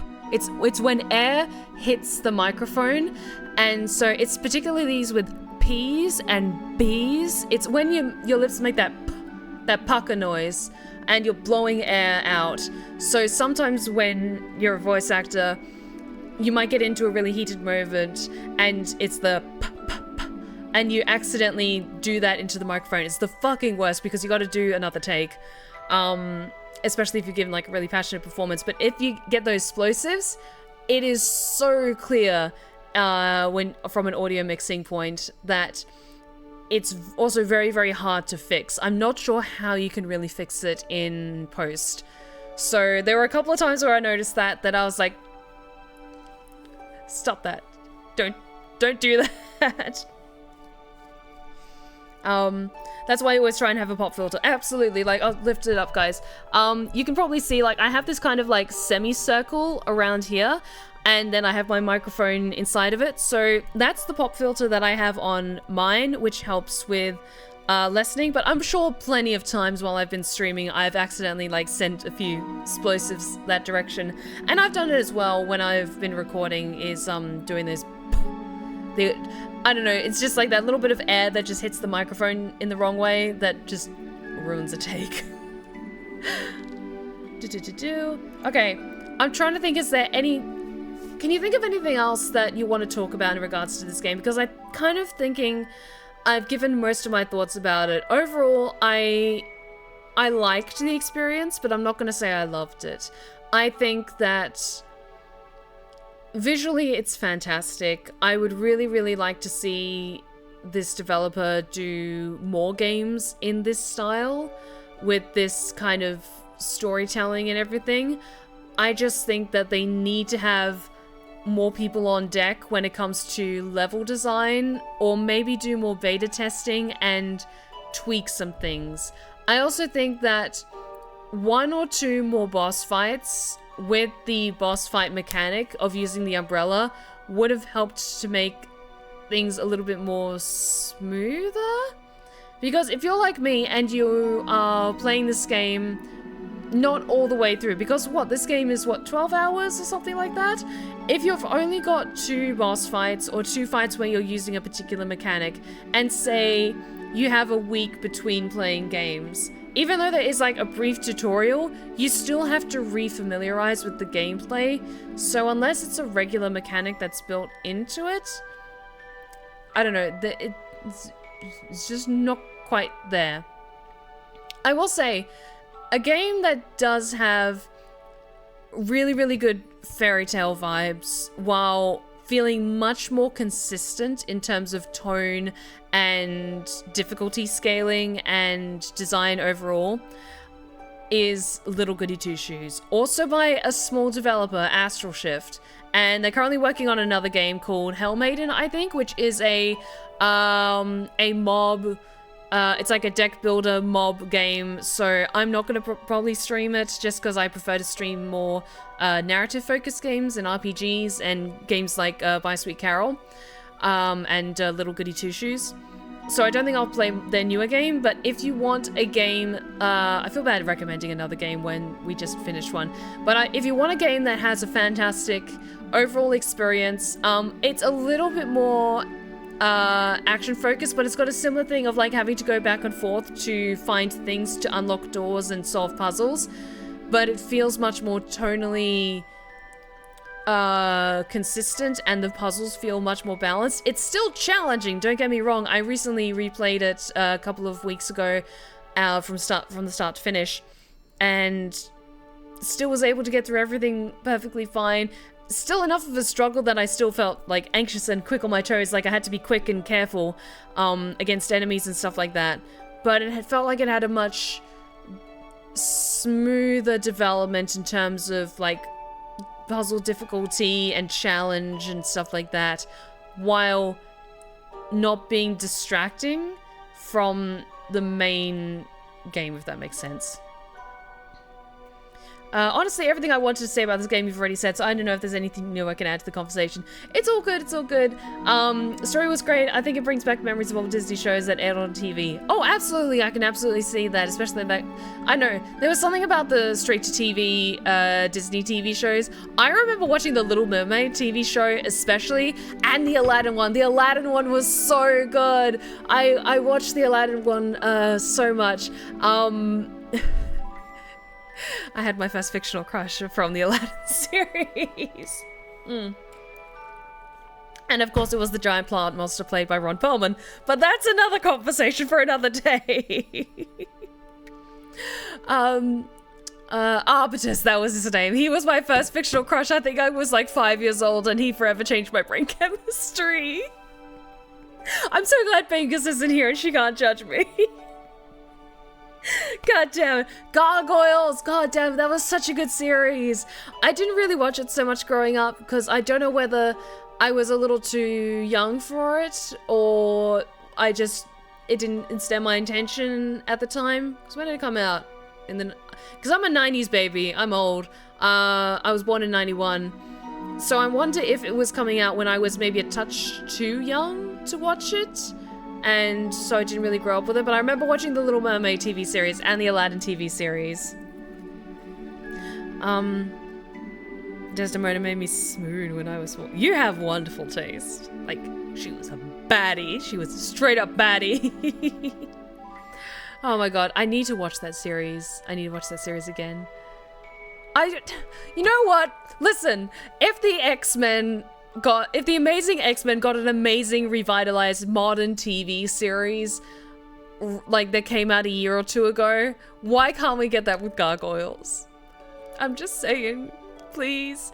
like, also, side note, if you haven't watched the newer X-Men TV series, the X-Men animated series that came out maybe like a year and a half ago, it's so good. It's so fucking good. And it's got my babe Nightcrawler in it. Nightcrawler is hands down one of my favorite fictional characters ever. I fucking love Nightcrawler. So go watch that shit. Go support cool, like, 2D animated projects. And, side note, Has Been Hotel I'm really enjoying as well. I'm really liking the new season. Pay a man enough and we will walk barefoot into hell. That line still goes so hard. Absolutely. Absolutely. Funnily enough, Jordan Peele actually pitched a Gargoyles reboot a long time ago, but it got rejected. Who rejected them? Like, who rejected the proposal? I need to speak with them for science. But listen, if I'm not gonna start on that tangent of being salty about, like, TV shows I grew up with that got cancelled. Otherwise, I will not shut the fuck up about Reboot. I will die a salty bitch that Reboot got cancelled on that fucking cliffhanger. God damn it. I don't know what's with me tonight. I just have a lot of energy tonight. Maybe because I'm just about to go on vacation, so I want to have get as much out of my system as possible. It's probably some Disney execs. Exactly. Like, okay, guys, did you know that Andrew Driver and some amazing writers and directors were working on a Kylo Ren solo project, and it got turned down by Disney execs for, like, a Kylo Ren solo movie? Like, listen, Palpatine somehow fucking came back in the third of the newer movies. Why the fuck can't Kylo Ren? I'm just saying, like, we could have had a whole ass Kylo Ren movie. I'm not saying it's not gonna ever happen, because once the news broke online about this, everyone was like, we could have had a whole Kylo Ren movie. Fuck! Boo! Like, listen, I grew up with Disney. There are many Disney properties I love that will make me cry and are very near and dear to my heart. But as a corporation, they can get fucked. As a corporation, they are not doing well, and they regularly screw over the creatives that they profit off their ideas from. And I'm just saying, instead, go watch Knights of Guinevere and Glitch Productions projects, because they're doing really, really good shit.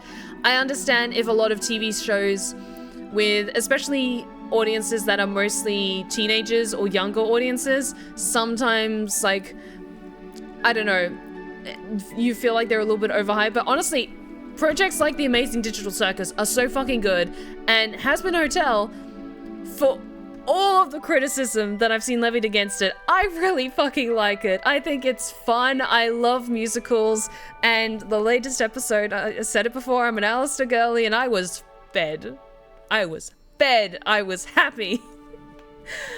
But honestly, I'm gonna try and round this back to By Sweet Carole.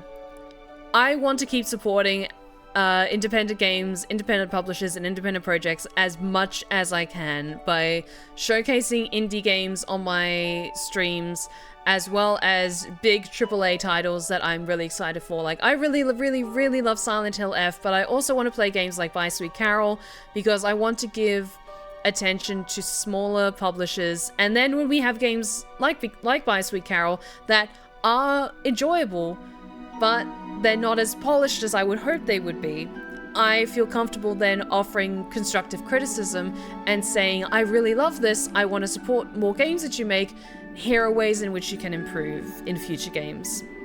And I hope, sincerely, that I did not come across as mean in my criticism of this game. I just think that you can watch in my overall experience on the VODs on my secondary channel, my frustrations as they were arising, and very much it feels like we were all on the same page when it came to certain stumbling points along the way, shall we say. Has my light been that blaring this whole stream and I look like a ghost the whole time? God damn it. I think the success of The Mandalorian and pre-new trilogy shows make the execs think that's the era of Star Wars everyone wants. Second I saw Alistair drink that whiskey, I know the moment you screamed, oh! I think I even paused it. Like, just to have a little moment of like, okay. Thank you. Thank you. Just, because, okay, do I want to talk about this? Yeah, I want to talk about this. So, I won't go into spoilers of episode 4 of Hazbin Hotel because I'm aware that some people haven't watched it. They might be interested in watching it, but they haven't seen it yet. I've seen some people be a little bit iffy about... iffy feels like a cruel word. A little bit critical of Alistair in certain suggestive moments. I'll leave it as that. I want to be vague for spoilers, but I will say Alistair is confirmed canonically as asexual, as ace. Not arrow ace specifically, but just asexual. He's also a fictional fucking character. We can't ask him about the nuances of what his experiences are. Asexuality is on a spectrum. And so for me, as a demisexual, seeing someone that is canonically an asexual character also be allowed to be in suggestive moments or moments where they are portrayed as sexy. That is important to me because you can feel sexy. You can feel like enjoy expressing yourself or be in certain, again, I'm trying to be vague, in certain scenarios that are suggestive without it being like sexual, if that makes sense. That's the thing. It's such a multifaceted thing. Why am I talking about this now? When I'm supposed to be wrapping things up with this game. But I just really like the latest episode. I understand why some people are overly critical of it, but as someone who's on the asexual spectrum, seeing another character that's asexual also be allowed to be sexy and in suggestive positions while bouncing off with great chemistry with other characters in a way that is fun and good makes me really fucking happy. I'm just gonna leave it at that because otherwise, my brain's gonna explode. This is just a just chatting stream now. Yeah, let's just jump over to this. So, that was essentially my thoughts on this. Like, thank you so much. I really hope that you enjoyed Vice Sweet Carole. I genuinely had such a fantastic time with it, and I hope you all did as well. But that was just something that I wanted to bring up, but it felt awkward kind of talking about it while also having the Vice Sweet Carole stuff in the background. So... I won't go into further detail other than what I've already said, but that's why I want to support indie projects so much to the best of my ability. And why I constantly say, like, you know, support independent studios, independent, like, productions and stuff like that, especially 2D animation productions, because it feels like it's... I don't want to say it's a lost art, but it's an underappreciated art. In the same way that I've noticed an amazing resurgence of games and stories being told with stop motion animation and like claymation. Fan-fucking-tastic. That makes me so happy. And the fact that Guillermo del Toro is developing an entire stop-motion production house as a way to say, like, fuck you to AI, because stop-motion is one of the most... It is literally one of the most tangible art forms that there is on the planet in terms of artistic expression. So the fact that he is supporting an entire studio to keep making stop-motion films makes my heart very, very, very, very, very happy. And I also want to express my gratitude to developers like the developers of Vice Sweet Carole, who love the craft of 2D animation and put in the time, the labor, and the money to make a game as beautiful as that. Because animation is really fucking hard, and it takes a long time, and it's very, very expensive. but it's so worth it. It's so worth it. You can see a tangible difference in audience reactions to something that was crafted with love and care, like pencil drawings or claymation or like rich visual storytelling that is not made in a fucking app with a fucking prompt. Fuck AI. Oh my god. So I think that's most of what I wanted to get out of my system. It's coming up to 11 PM over here, so I'm going to try and wrap up my thoughts. I can't think of anything else I want to say in regards to this game. I already gave my criticism about it. And I think overall, I'm curious to see what this developer comes out with next. Other than what I've already said, I can't think of how else I would try and offer ways to improve. Other than, if you're going to do a puzzle game, don't have too much back and forth. And just tighten things up a little bit. And also, if you're going to have multiple game mechanics or switching between characters, have it occur multiple times across the game. 1 or 2 more boss battles with Daisy would have worked wonders. Also, I understand that this is an homage to Clock Tower in a lot of ways, and Lana she's just a young woman. She doesn't have a lot of hit points. She can't take hits. But I just love the running joke that she had the stamina of a paper plate. She just kept dying all the time, and I didn't think I was fucking up too bad. But I think that's all I want to say for Bye Sweet Carole for now. I'm going to wrap things up. Thank you so much for joining me tonight, my lovelies. I genuinely hope you all had a good time and you enjoyed my rambles at the end. Can't think of anything else I want to say other than I'm going to be on vacation next week and the week after, but I will be back at the end of November to do some more streaming, so I'm very, very excited about that, and I hope you can all join me for that, because we will be returning to Hades 2, Vampire Masquerade Bloodlines 2, and Silent Hill F for New Game Plus, because I need to see what the fuck is happening in that story. But thank you so much for joining me tonight, my lovelies. I hope you all had a wonderful time, and if you've been lurking in the shadows and you like what you've seen so far, then please consider following. We would love to have you back at the BlueBerryRose Respite. You are welcome anytime. Be sure to check out my socials that are popping up in the chat right now, including my 2 YouTube channels, one for my ASMR tales and the other for my Twitch VODs, and my Blue Sky, my Insta, and my TikTok. I'm currently working on the 5th draft of my hopefully debut novel, Blood in the Airwaves, and that's coming along very, very well.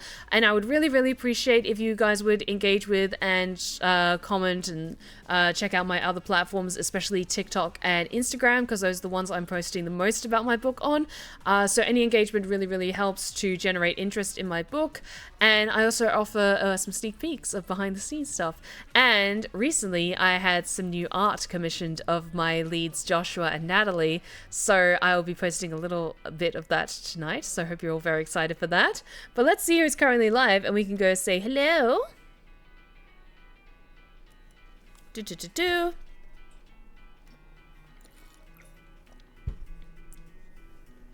Come on. Come on, Stream Deck. Come on, Stream Deck. Why are you doing this to me? There we go. You know what? Tiffany Witcher is playing some League of Legends. I've been playing League a lot recently, so we're gonna go say hi to Tiffany. Because they are amazing, they are cool, they are doing awesome charity things. So I'm going to send you guys over to the wonderful, as always, Tiffany Witcher. And I'm going to send you there with lots of love from the BlueBerryRose Respite. But until then, I will see you guys in a couple of weeks. I hope you all have a wonderful November. I will be spending time with my family, so I may not be posting as much on my socials, but I'll also be posting things from time to time, so be sure to check those out. Thank you so much for joining me tonight, my lovelies. A big thank you to Bye Sweet Carole for such a lovely experience. I hope you all have a wonderful weekend, and remember, take care of yourselves, take care of each other, and as always, stay wicked and wonderful. Good night, my lovelies.